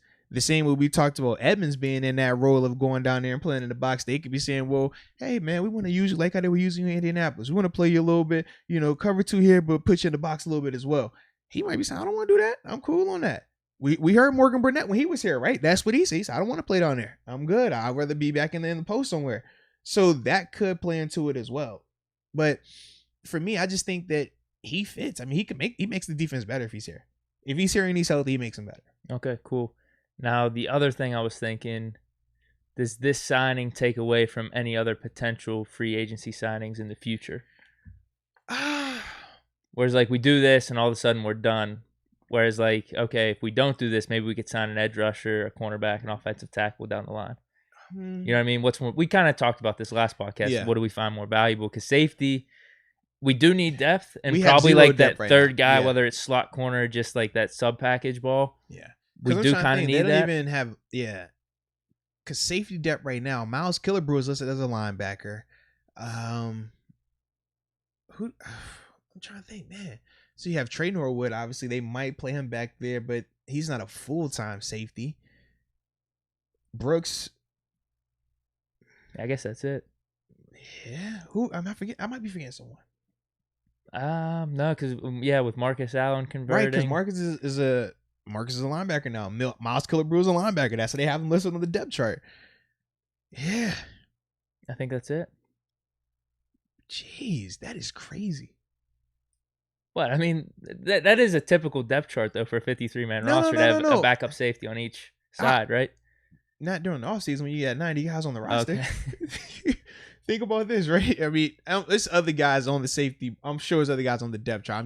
I was thinking of like familiar like names that we know, because the reason I say that is during the offseason, 90 man on the roster, if you only have 4 safeties, think about Minkah and Edmonds. They're going to be legit taking how many reps during the offseason? They're not doing that. Okay.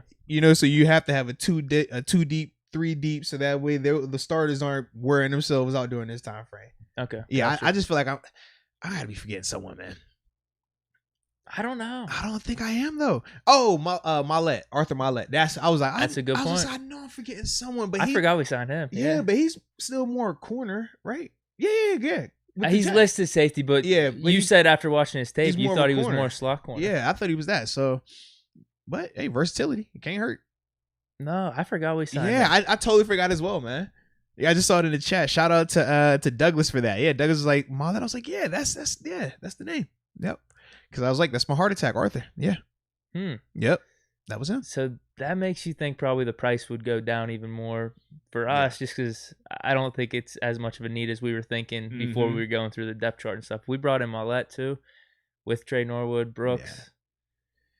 Yeah, because I like Trey. I feel like Trey brings versatility. But you think Hooker would be better? He'd be an upgrade over all of them. Yeah, because Malik Hooker is a bona fide safety, a bona fide first-round talent, good player. Like, he's proven. That's how I feel about proven commodities like that. It's not the guesswork. It's not the I'm hoping, I'm wishing that this can happen. No, I've already seen this happen. I've witnessed it with my own eyes, and his peers and fans thought the same. So that's why he received the Pro Bowl that he received.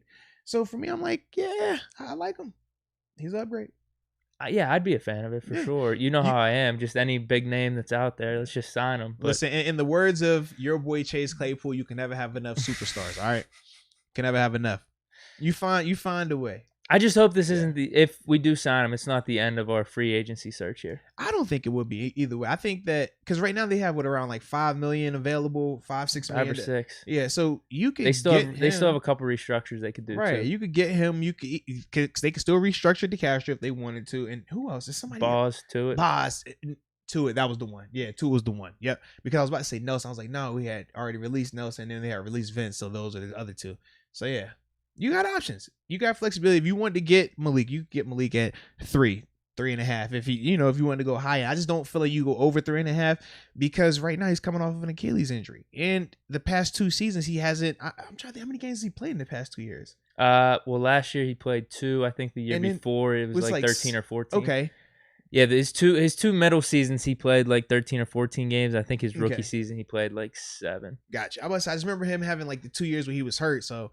That's my thing. Gotta stay healthy. And those are the other 2 guys. Lamont Wade, the Penn State. I was like, I know his other safeties is Lamont Wade and then Steiner, the cat from Florida. Okay. Yeah, I was like, some people are high on Lamont Wade. But it's funny whenever you talk about Brooks, Lamont Wade, Trey Norwood. A lot of people are high on these guys. Like they think they could potentially be star. Any of these dudes, Shakur Brown, Mark Gilbert. It is funny. It is. You're like, dang man. Some of these guys are next. They're next up. Hey, GOAT. And how y'all say it? And they call me K. Shout out to Call Me K. He says PFF disliked the podcast. Hit that like button.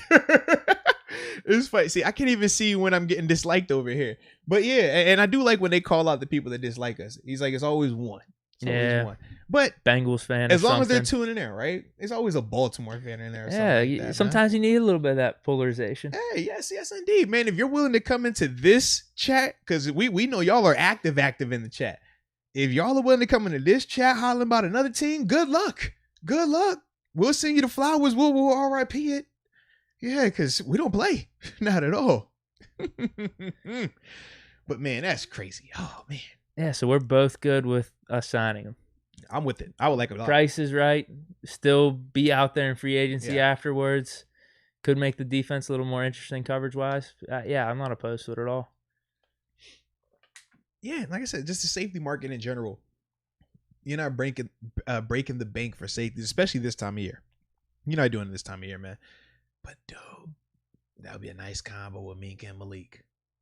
Minkah and Malik balling in Ed Hines. I think, hold on. Knocking them out one at a time. We got a shot at Artie Burns in the chat here. Oh, no. What happened to Artie, man? Who I think when I was listening to the cornerbacks in the secondary, he said, I'd take all them names over Artie Burns. This was Cam.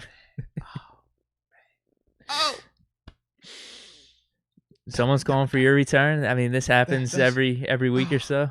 Oh. Moats, let's get you back in a jersey. Let's get you out there. You know, even on the golf course, I look up here. Hey, you know, Kevin. You look good. You look good. They say, man, you look good. You know, Kevin Cole. Want to put a word in for him? I'm like, nah, I got his number. I can talk to him if we need to. I'm good. But yeah, we get a lot. But no, man, I'm washed. Okay, I'm just enjoying being dad bod. You know, I'm just getting extra thick. Oh, Myron Bennett already just got beat as we speak. Yo, enough with my Artie slander. Artie is my friend. I like Artie, okay? I like Artie. Artie's my guy. All right. I always like Burns too, Artie was my locker mate, okay? And funny story, well, not funny, but true story. Obviously, he was an Adidas athlete. I was a Nike athlete. So I never got access to the early Adidas stuff. I would always feel some type of way. He actually did help me acquire some Adidas gear, shoes. Some boosts. Hey, talk about it. You know, he helped me. We'll get some of that. A pair of sweatpants that I absolutely love from him. Actually, they were for him. It was his size. I was surprised that I could actually fit them. And I still do fit them. Just throwing that out there. And he gave me 2 Miami Hurricane shirts to match my Gatorade Jordan. Oh, yeah. Yeah, my Jordan 6s right there, the Gatorades. Yeah, he gave me his Miami University shirts, the U, you know, to go with my shoes. So I was like, you know, Artie, I appreciate you, man. So I can't take too much of this Artie Burns slander, all right? That's my guy. All right.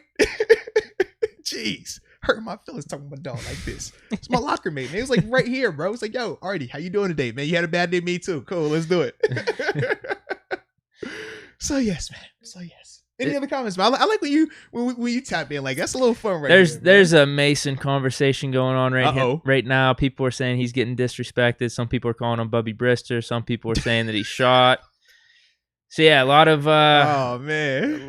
of polarizing comments on Mason right now. Yeah, that's what's going on.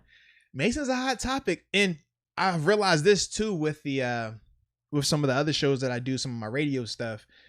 Ever since ever since Ben made the comments about Dwayne Haskins, that's all everybody's been talking about. Haskins, and then it's like, well, what does that mean for Mason? Because Ben has never said anything like that about Mason. And well, Haskins said he was a Ben fan growing up. Yeah, but I'm just throwing it out. Like people are, that was heavily talked about. No In way. fact, I got a solo show I'm doing tomorrow. You know, shout out 937 The Fan if you're local, or you use the radio.com app or Odyssey, whatever they're calling it now, from 1 to 3. I'll be on doing my solo show. But yeah, I'm talking about that up there as well, man, in terms of people went nuts on it, man. Like, oh, we've never heard Ben speak like this about Mason or any other quarterback. Said that man could throw the football. Man, people just don't forget shit, wash, and that ball not get wet. They said they never said that about Mason. They said, in fact, he was mad when they drafted Mason. He was mad, and we all know that was confirmed. He was not too happy with Mason being brought in here. We know this. People don't forget things. They do not. They say he's never said that about Dobbs. They said he speaks about Dobbs mentally in his eyes, but he's never talked about Dobbs throwing motion and arm strength. They said he never heard that about Landry. They said even when Mike Vick came in, he never even said that about him either. I'm not gonna go into that, but either way, it's just like, wow, like it's a ton of people that he's never talked about in that quarterback room. I mean, until I mean, he is kind of right though. We even talked about this. I mean, Haskins has a cannon. He has a good arm. He does, man. I don't know. Yeah. Any of those other dudes, would we say? I mean, obviously Vic, but he's a veteran. So maybe Ben was thinking, do I need to talk him up? Yeah. He's already been like an never NFL talked goat. about. He never said it to him either. And I love Vic's release. I was over here like, oh yeah, Vic had a cannon too, man. Vic. Like, yeah, but he never said Vic. He never talked about him either, man. That's what I mean. And none of those other dudes were first round picks. He didn't like talk Haskins. about Bruce either. Bruce Gradkowski. Shout out to Bruce. Bruce doesn't have Haskins' arm. Shout out to Bruce. Does Bruce? Don't Bruce work at PFF? Yeah. I'm gonna have to hit Bruce. Bruce, you my dog too, Bruce. We gotta talk. I don't know what you got them guys over there looking at. Headline: Moats and Deke confronts PFF. I'm gonna pull up on puts you. PFF Gradkowski on blast Bruce, live. Bruce, I might Shannon Sharp you right now and just surprise call you. Like, if we had the technology right, we would do that. But we chilling right now. Don't worry about us. But yeah, Bruce, we're gonna need to talk about this PFF stuff. But yeah, he never said that about Bruce either, though, man. I don't know. I don't really look too much into it. I think he's just calling it like he sees it. Haskins got a good arm. I want to compliment this guy. I'm just saying, he's never said anything nice about these guys. I don't think he was. I don't know why, but he's never said it. I don't think he was thinking in the past. You sure this wasn't malicious? You sure it wasn't a subtle shot like a, hey, yo, I'm going to hype you up? You're saying it was a shot at Mason like he still has hard feelings. There's no way. I don't think there's any way he has hard feelings toward Mason. Even when Mason took over as the starter, he talked nice about Duck. Didn't say anything nice about Mason. He did say nice about Duck. We do. Oh know yeah. I'm just be Duck out there. I'm just be Duck. I'm just saying. He talked some good things about Mason, right? I don't know. I don't know. He may said he's tall. Maybe he said that. He got nice hair. Maybe he said that. I don't know. He had at some point. You're right. I do remember the Duck positivity. Yeah, he was high. He gave Duck love, man. That's all I'm saying, man. Now I'm gonna just read some of the comments here, unless you want to read some as well. Toxic One North says because Mason was Ben's replacement, that's why he wasn't talking nice about him. Oh, now Manuel says I get Mason had a first round grade, but he was drafted in the first. No, he was drafted in the third for a reason. That's what I mean. Haskins I'm with you. Legit a first round talent. He definitely was. Actually, probably got drafted later than he should. Yeah. So like we haven't had a quarterback like that here since Ben. You're right. You're right. So Gradkowski, he's not gonna have the same arm as Haskins. Yeah, and call me K. Oh no. I think I'm reading that wrong. Hold on. Oh, here we go. Lyco Thorpe HD. That's what I was looking at. It says Dwayne, I think, is the next dude if he can learn, if he cares to learn. Whew. Barilla 92 said Mason looked good when he had time and wasn't running for his life. His last two games, top notch. Yes, top notch. Lycorp also says Ben has never talked about someone like he has talked about Dwayne so far. So this has been confirmed. I'm telling you, man, he didn't talk about other people like that, man. Well, did you hear what I said? Haskins was a fan of Ben, so maybe like the word got to that. It's like now there's just this mutual respect. So it could have been like the whole Dotson thing, maybe. Because remember, Ben was Ben like Dotson because Dotson was a big Steeler fan. Oh no, he was a Ben fan. No, he was a big Ben fan. He was a Ben fan too. That's what he said. He said, "I want to block for him one day." Absolutely. Yeah. So maybe you're right. Maybe that was the case. Could be potential. But also, I think he's probably calling it like it is. Like he's got a first round arm talent. Like he's. Yeah. When we talked about this, he just needed to work on his footwork and his decision making. It's that simple, man. It is seriously that simple, baby. And that's what he's hopefully working on right now. What's today, Friday? So they obviously were finished with OTAs yesterday, their second week of that. So man, hopefully that that thing's progressing well for him and he's continuing to grow and get better. We got another week of OTAs. Yeah, one more week of OTAs, and then they'll have their veteran mini camp and be done until training camp. They just go right into the mini camp. Yeah. Or is there going to be a week break? Nah. The mini camp will happen right after. Honestly, the mini camp, it's changed. My rookie year was the last year where mini camp was the mini camp in the true sense of 2 a day, whole weekend, different schedule. Like it wasn't fun at all. But like that was like the last year of that because after the lockout, mini camp just became one practice per day, and it just was a season schedule. So instead of the guys now typically being out the building by 12:30, now they're out the building by 2:00. Okay. For the mini camp because they'll have an extra meeting after practice, and that's it. But other than that, there's nothing different about veteran mini camp versus OTAs. Now, rookie mini camp is different. Rookie mini camp is kind of like what I was telling you about from my generation, like what we did. But they still, obviously, it's still tailored down because of the rules and stuff like that. But that rookie mini camp is the closest thing to that.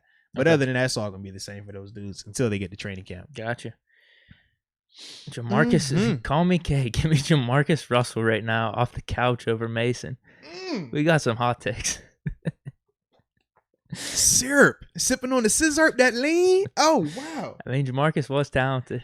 Talented, yes indeed. You know, this is crazy. When I just think of like that whole story about him, he's showing up just sipping that sip, and then they said, I forgot who they said was telling the story where they were asking him about did he watch tape, and they was like, they didn't think he was watching the film, so they gave him blank disc, had it labeled third downs or whatever, right? It was blank. I don't know who told the story. It was amazing. Yeah, they say like they literally give it to him. He takes it home, comes back, and they're like, "Yo, man, what'd you think of the coverage?" He's like, "Yeah, man, I was looking on that tape, man. These things, this is crazy." And they're like, "Oh, heck no, man." So yeah, I can't roll with that one.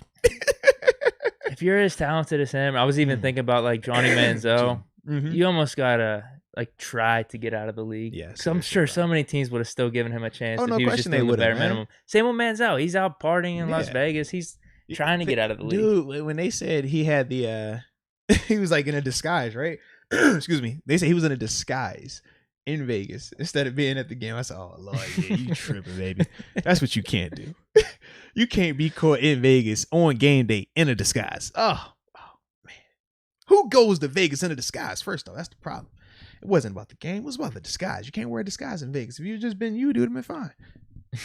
It'd been fine. But yeah, he was tripping. It's funny.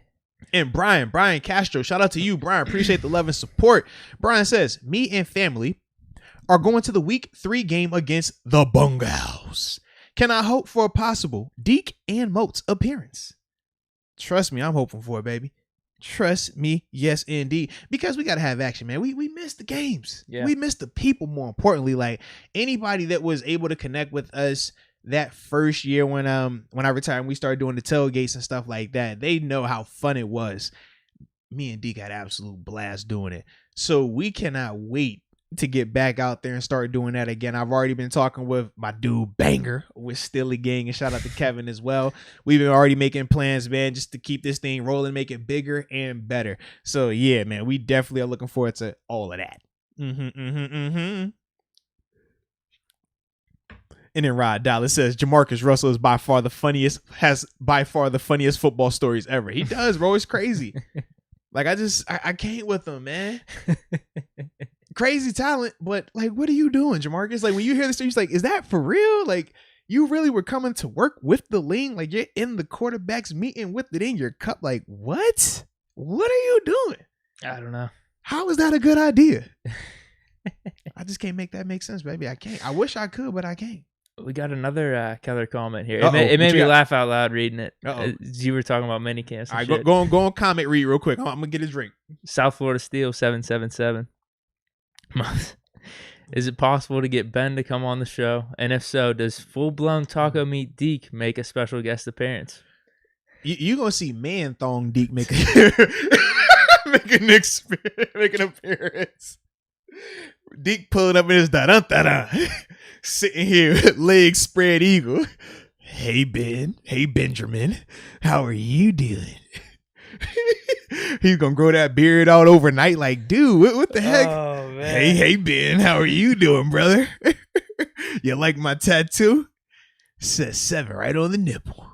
For you, brother. I love you. Do you love me back?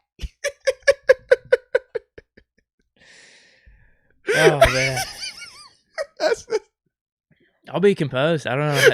I'll be composed. You'll be composed? I'll be wearing a suit, man. Oh, professional. Slick back hair. Oh wow.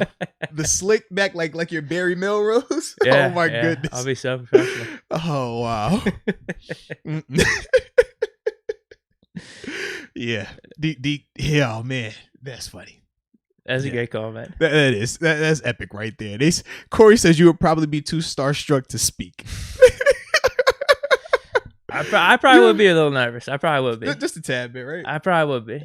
The time I've talked about this too. I was whenever we had Cower on, I was kind of nervous. I mean, I've been nervous. It's just one of those things. You do it, more and more you get more comfortable. Yeah. It's pretty much like that. Absolutely. So I think I've been. You were chill with Jerome, and that was one of the in-person ones too. Yeah. But you were chill with him. I'm trying to think. Chill with everybody we talked to pretty much. Yeah, I think the Cowher one was still good. I was just nervous beforehand. I'm like, oh shit, man. It was nuts, dude. I ain't gonna lie. The Cowher one was that was pretty cool, man. Shout out to Coach Cowher for that, man. Showing us love, stepping on, and not just hopping on, but sharing great stories too. That was fun, man. I love that story about the high school thing, man. Man, I was trying to make sure that I was still the coach for the high school reunion. I was like, dang, good. Like. I like it. Call me K. I bet Deke can throw better dots than Mason.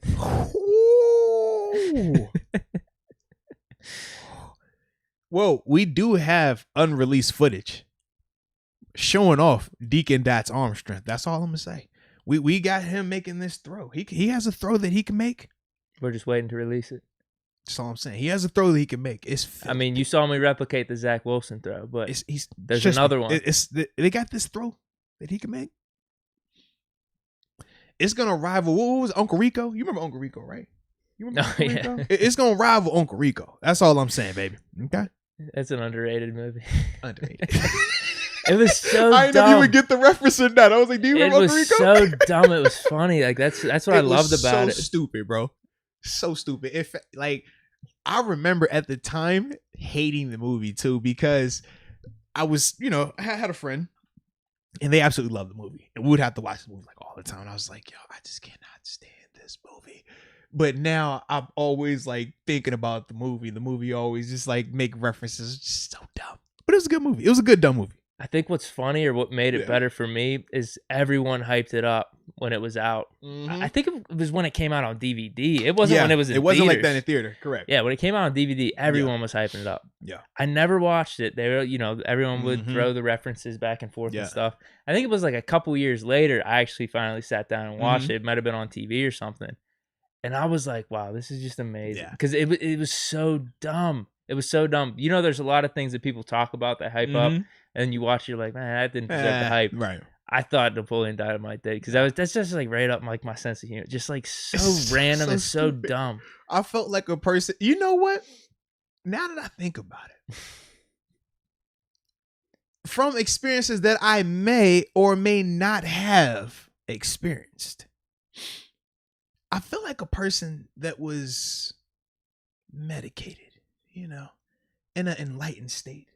You know how you have your lucid dreams sometimes? Like, I feel like somebody was in that state of mind when they thought of that movie, Napoleon Dynamite. It was like, yeah, that's the one. Oh, yeah. Drive over to Tupperware. Yeah, that's the one. Yeah. Oh, that's that. That looks good right there. Yeah. It's a Liger. You're just like, bro, like this is just dumb. But like, I felt like that had to be going on. And like I said, I cannot confirm nor deny that I've experienced similar feelings. I can't. But it just you've made a movie like that. Somebody would have thought of those things while they were in a heightened sense of mental framework.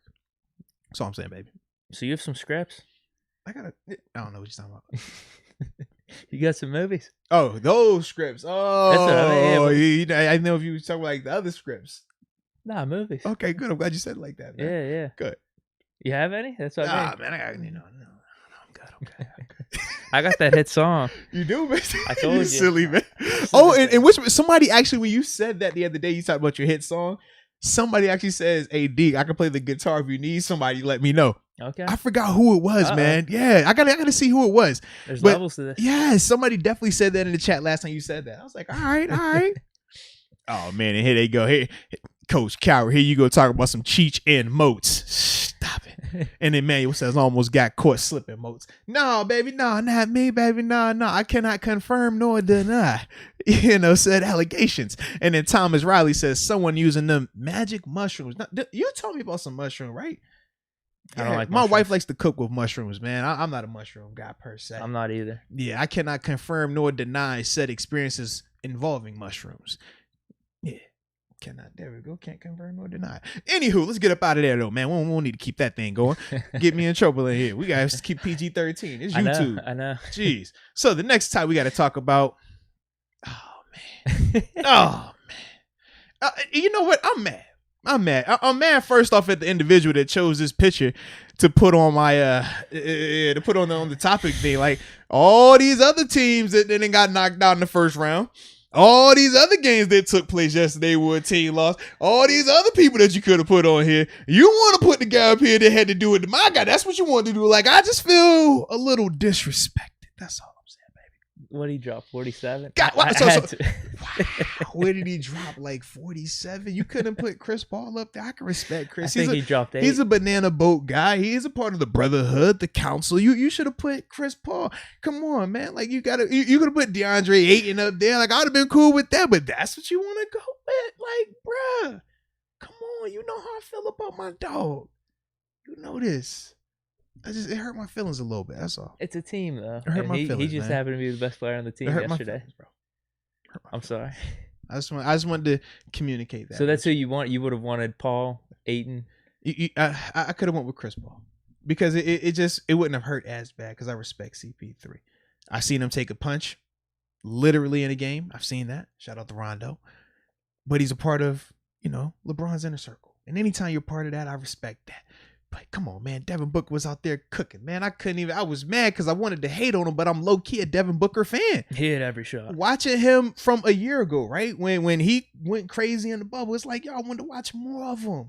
I wanted to watch more. I liked him at Kentucky. I know they deserve to make it. Yeah, so I'm like, I just hated that it had to be them versus the Lakers in this first round because I wanted them to do well. We talked about him and Chris Paul. We wanted to see, let them dudes get in here and make some noise, but it was like, hey, why has it got to be at the Lakers' expense? And to see how, healthy Lakers early on looked like it was going to not even be close, be 5 games max. And then you see a shift when you get injured Lakers. And then from there, man, Devin Booker just went nuts, man. Big shout out to Devin, man. I like Devin. Gosh, hurts my heart, though. Man, it hurts my heart. Yeah. It's your fault. I blame you. I blame you. And it was somebody else in here talking about some Suns. Yeah, call me K. Was that you? Suns was going to whoop the Call me K. They weren't going to whoop them. If we were healthy, it wasn't going to be close. All right. But it might have been Call Me K that was talking about the Suns. I think Call Me K is the Suns fan. So yeah. Nah, he's a Heat fan. I think he's a Heat fan. Oh. Is it Manuel Molina? He's the Suns fan. You crack me up if I'm wrong on that. I knew it was one of them. I think it is Manuel. Yeah. He just wasn't messed though. And I think it was first quarter. I basically tuned out. I was like, I'm going to sleep. Yeah, he had 18 in the first quarter or whatever. They were up like 20 something. Then it got like gory in that second quarter.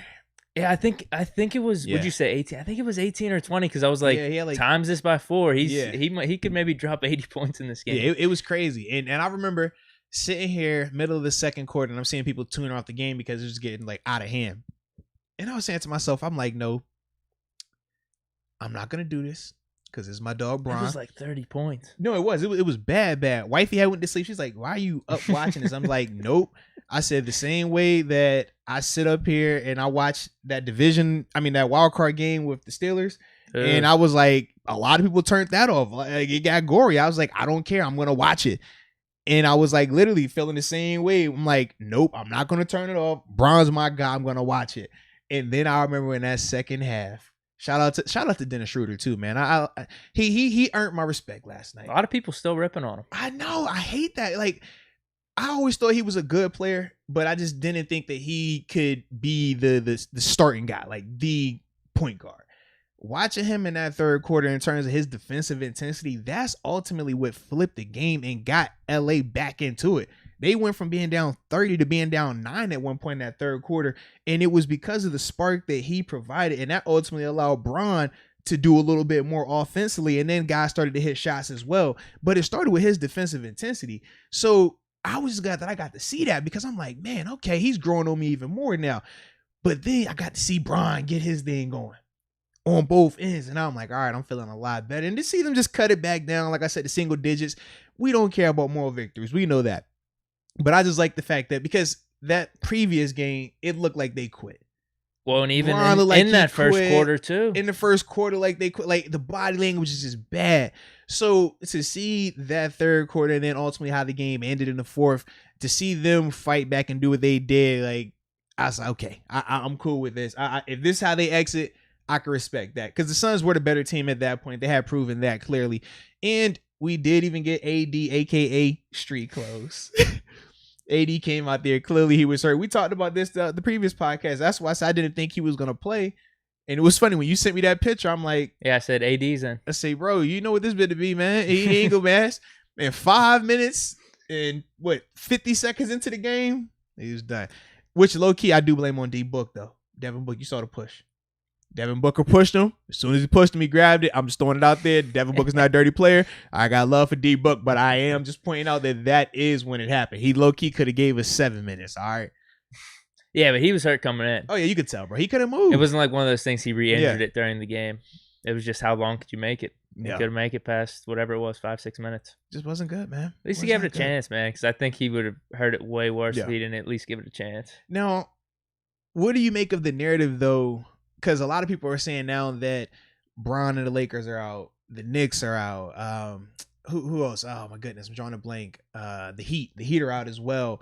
And then, obviously, Dame time is out. They were saying now that the ratings are going to just be crap. Nobody's tuning in anymore. What do you think of that, man? You buying that?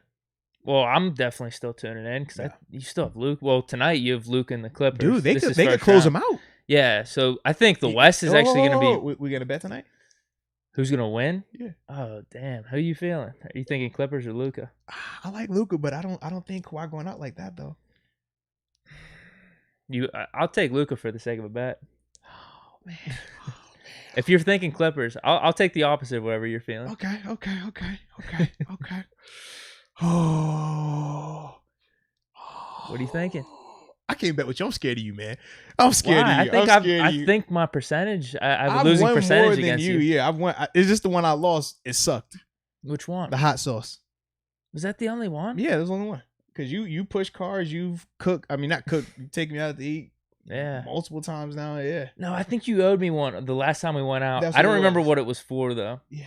I don't remember. I don't either. Yeah. You owed me for something. I don't know what it was. Mm-hmm.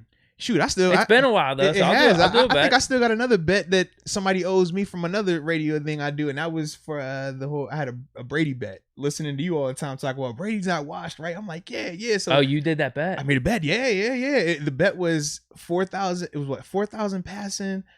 Yeah, it had to be over 4,000 passing, and I think like 20 or 30 touchdowns or something like that. Oh, he torched it. Yeah. So literally, I think it was the Lions game. Like he goes nuts. Remember they took him out. It was like, yo, this dude is not even close. Like, so yeah, man. I like my bets, man. You took my football. Hey, come on, man. I said, listen, Deke is very confident in him. I said, I trust you when it comes to Brady. I already know Brady was gonna do his thing. I felt good about it, but I didn't know he was feeling that good. But when the dude said 4,000, I said, yeah, Brady got 4K in him. Better weapons. You know, it's Brady. Age like fine wine. Yeah, he was running the offense a little bit different than up in New England. Throughout this, I remember you said it started to get closer and closer as the playoffs came down to the New England system, but they were throwing a lot, and they were throwing a lot of deep balls. Like you weren't seeing that from Brady as much recently. Obviously, you saw it whenever he was with Moss and them, but it's a good bet for you then. So it's up to you with this Clippers Mavs one. It's up to you. I'll take whatever the opposite of what you're feeling. Okay, well, you know what? Because I can make an argument either way. I can as well. Yeah. Oh man, the game is in LA though, right? Yeah, I think every road team has won. Yeah. Ooh, this is interesting. Is it in LA? No. It's back in Dallas. In Dallas. Excuse me, I said that backwards. It's in Dallas because Game 7 is in LA. Oh. In Dallas, closeout game. Luka. The neck don't hurt anymore. Confidence is back. Team look good. All right, you know what? I win. You buy me a pair of shoes. Oh, okay. Yeah. You win. We got a limit. We got a limit. Price limit. What? Hold on. You just got an upgrade. Yeah. 300 did limit. That sound good? Wow. I don't care about shoes like that. That's wow. I can't do that. I can't do shoes. So I don't care about shoes like that. It need to be something out. I mean. All right, what about a basketball jersey? Oh, that'd be a good one. We do basketball jerseys? I'd probably rather have a football jersey. Like, how about just a jersey? It's a jersey in general. Yeah. Just a jersey. And we'll put a 300 limit on it, so that way you can go authentic, right? Wow. Or you don't, or we can go just regular jersey. It don't matter. It don't have to be authentic. 200 limit. 200 limit. I think 200 limits. Because 200 to get you a swing man in basketball, which is like right under authentic, and that's gonna get you the nicer Nike one for football. All right. We go with who are you picking? I'm going with I don't know right now. Gosh, I'm excited for it. I want to believe that Kawhi isn't going out like that. I want to believe that we get in playoff P tonight. But that dig on Luka is different, man. That dig on Luka. You know what? I don't care. Give me Mr. Luka. Luka Brazil. You giving me Clippers? Sleeps with the fishes. Let's get it, man. What's up? Sleeps with the fishes. I'll go with Kawhi. Sleeps with the fishes. Let's get it, man. Jersey's on the line. All right, $200 limit. Y'all saw it right here. Bet is intact. All right, everything good. I should have spit in my hand or blood oath it, man. Like no, I like that. I like that. I like this is fun right here. We got to get back to this. I feel good about my bet, kind of. I kind of feel good about mine too. Okay. He gonna ask for Luka. I feel good. Shout out to Chad. Chad says Luka Brazzi, Godfather. Yes, indeed. I'm glad you got the references. Well, or maybe you said. I don't even know if you saw it in here. But shout out. Whoo, whoo, whoo. Yeah, let's see what they say. How do people feeling about Luka tonight? Let's see. Clippers taking an L tonight. Wow. Luka has been sunning the entire Clippers squad. Luka over 33.5 points. And Kawhi over 30.5 points tonight. Think they both going over 30? He says Kawhi 30.5, and he has Luka at 33.5. Yeah, how efficient Luka's is going to be the question. They don't got to be efficient, just get it. It'll be interesting. I think, Kawhi, he doesn't have to get over 30. I mean, it's one or the other. One or the other's got to go off between George or Kawhi. Yeah. Kawhi's got to get at least. He got to get 20. I was going to put it this way. Either Kawhi or George got to get at least like 25, 26. But then the others probably got to get close to 40. Yeah, it's going to be crazy. That's what's going to have to be. Manuel says the Clippers-Dallas game is going to be great. Richard said the Clippers choked last year. I said, yeah, you're right about that. People tried to put it on the bubble. It did happen, though. Myron says Luka in a 6, pack it up. I like it. Luka in 6. Let's do it, baby. Manuel says small market teams are on the come up. Yeah. Uh-oh. I'm just saying, man. It's funny. I'm just saying, baby. Luka. In terms of your question about the ratings and stuff, the East is really interesting. I don't know what people are talking about. With the Nets, the Bucks, the 76ers. Who's not going to tune into Nets, Bucks? Even 76ers, Hawks should be pretty good. Dude, well, if Embiid is out there. Yeah, true. That's the big question because you obviously he went down in that whole series. Like, actually, that could be more interesting if Embiid's out because it might be close. Nah, I think it's close with Embiid in though. It will be. You actually think the Hawks have a chance then if Embiid's out? I think if Embiid's out, I think Atlanta could really like push them, bro. Absolutely. That's what I mean. I think that makes it interesting. Different. Trey, I think it's gonna be interesting even if Embiid is there. I just want to see the stars, right? NBA is better when the stars. I agree. Out there. Yeah, gotta have your stars, man. But then even in the West, I don't know. I think it's more interesting if Luka advances. Yeah. If Luka advances, it's crazy. Then it's like, wow, he has a legitimate shot to get to that championship. Oh, for a fact. But if the Clippers win, you're obviously going to tune in because, like, all right, the Clippers are finally going to do it this year, or at least hope that they can do it this year. It's the Jazz in Denver that kills it.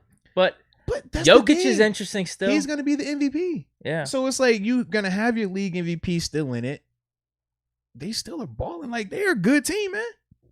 I agree. Yeah, I don't know. I'm going to watch. I'm going to keep watching. These NBA playoffs have been fun. I'm definitely going to be tuning in. What else was I gonna say? I will say this though, it is way more interesting when LeBron's in it, no matter what. Like even if you're rooting for him to lose in the first round, calling for the upset, it is a little less interesting with LeBron not out there, Steph Curry not being there too. Like, it just is what it is. Going back to what you said about the stars being out of it, but you're not gonna have a perfect world. It's actually kind of cool to have like the Suns in there now.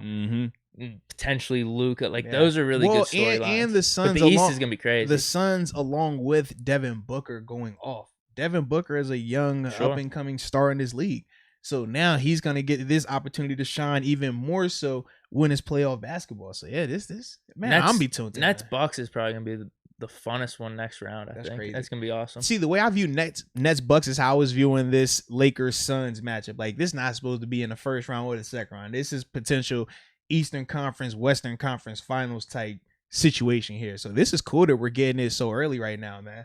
But the Nets, bro, look like just crazy when they're all out there, bro. It's like, how do you stop this level of offense? Like, They literally can go for 130 a night like it's nothing. Bucks defense is pretty solid though. That's the thing. That's just gonna make it interesting. But you know what they say? Great offense always beats great defense, man. Yeah, I'm gonna trust the Nets. Yeah. If I had to bet money, I think Nets are coming out of the East easily. Yeah. But it could be a series, though. It could be a series. It's one of those things. What does Giannis Giannis do, right? Yeah, does he just surprise people here? Yeah. But I guess he has Holiday, which is a little bit better of an upgrade than what he had on the roster last year, where he could maybe handle the ball or take a clutch shot when you need to. Because I don't think PJ got your corner threes. He get you a little bit of those. Yeah, so it might be a little bit different. We'll see, though. We'll see. Now, Matt had a question for you. He says, if Pittsburgh had an NBA team, what would you name them? Oh, wow.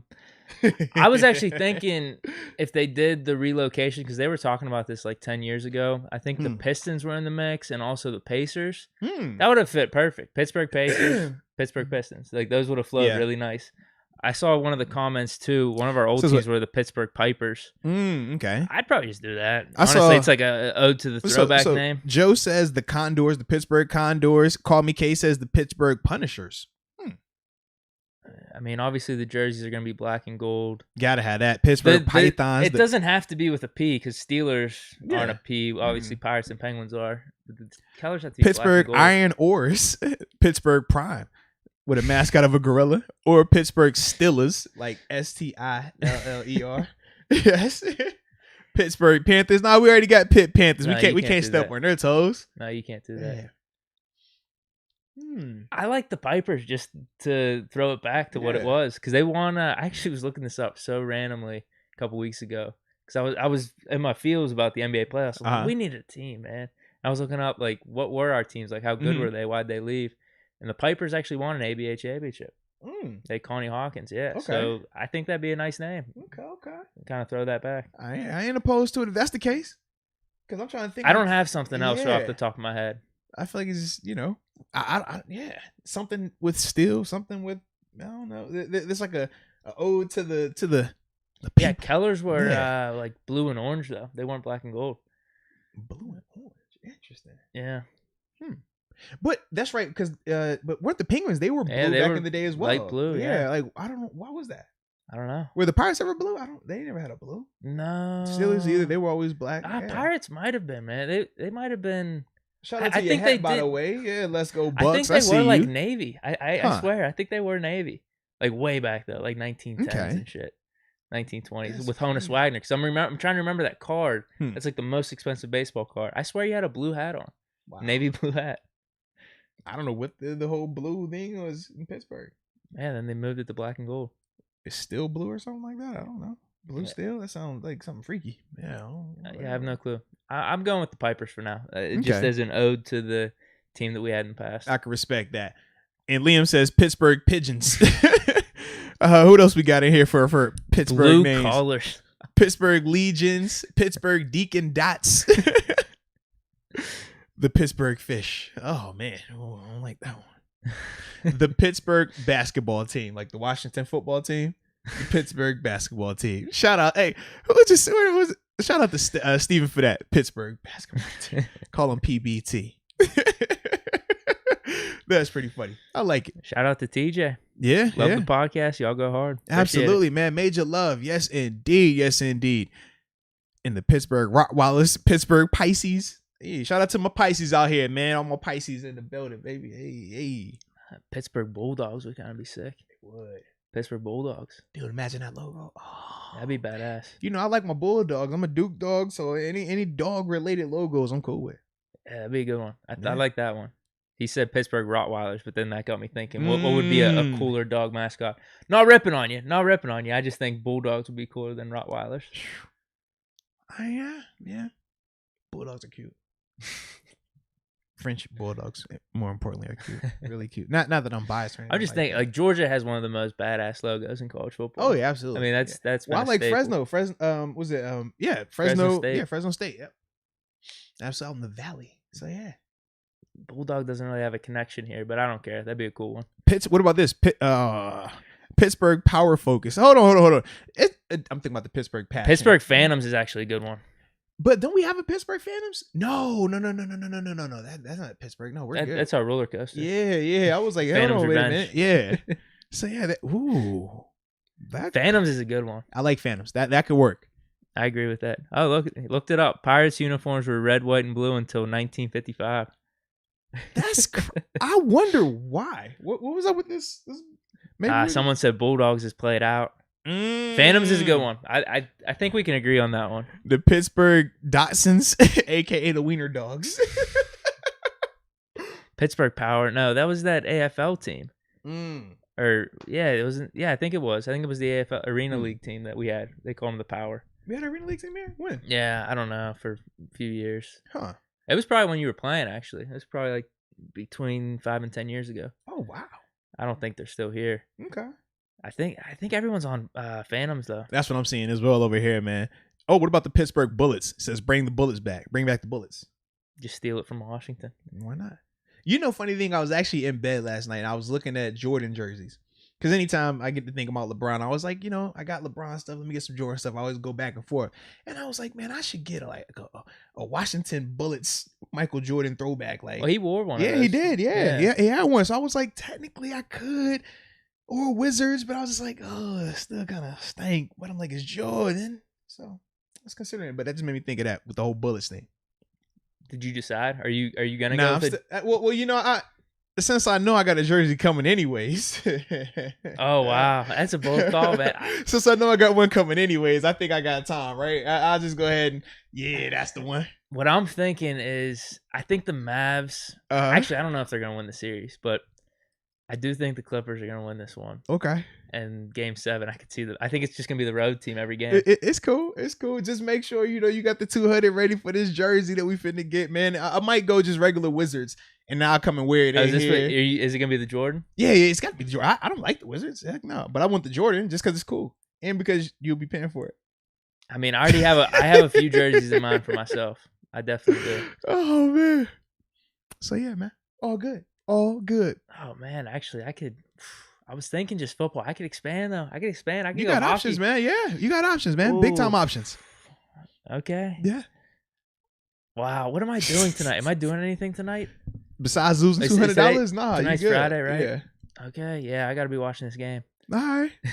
So with that being said, man, it's about to be 2 hours in here. So with that being said, shout out to everybody that has been rolling with us on this journey, man. Everybody in the chat, we appreciate the love on a Friday.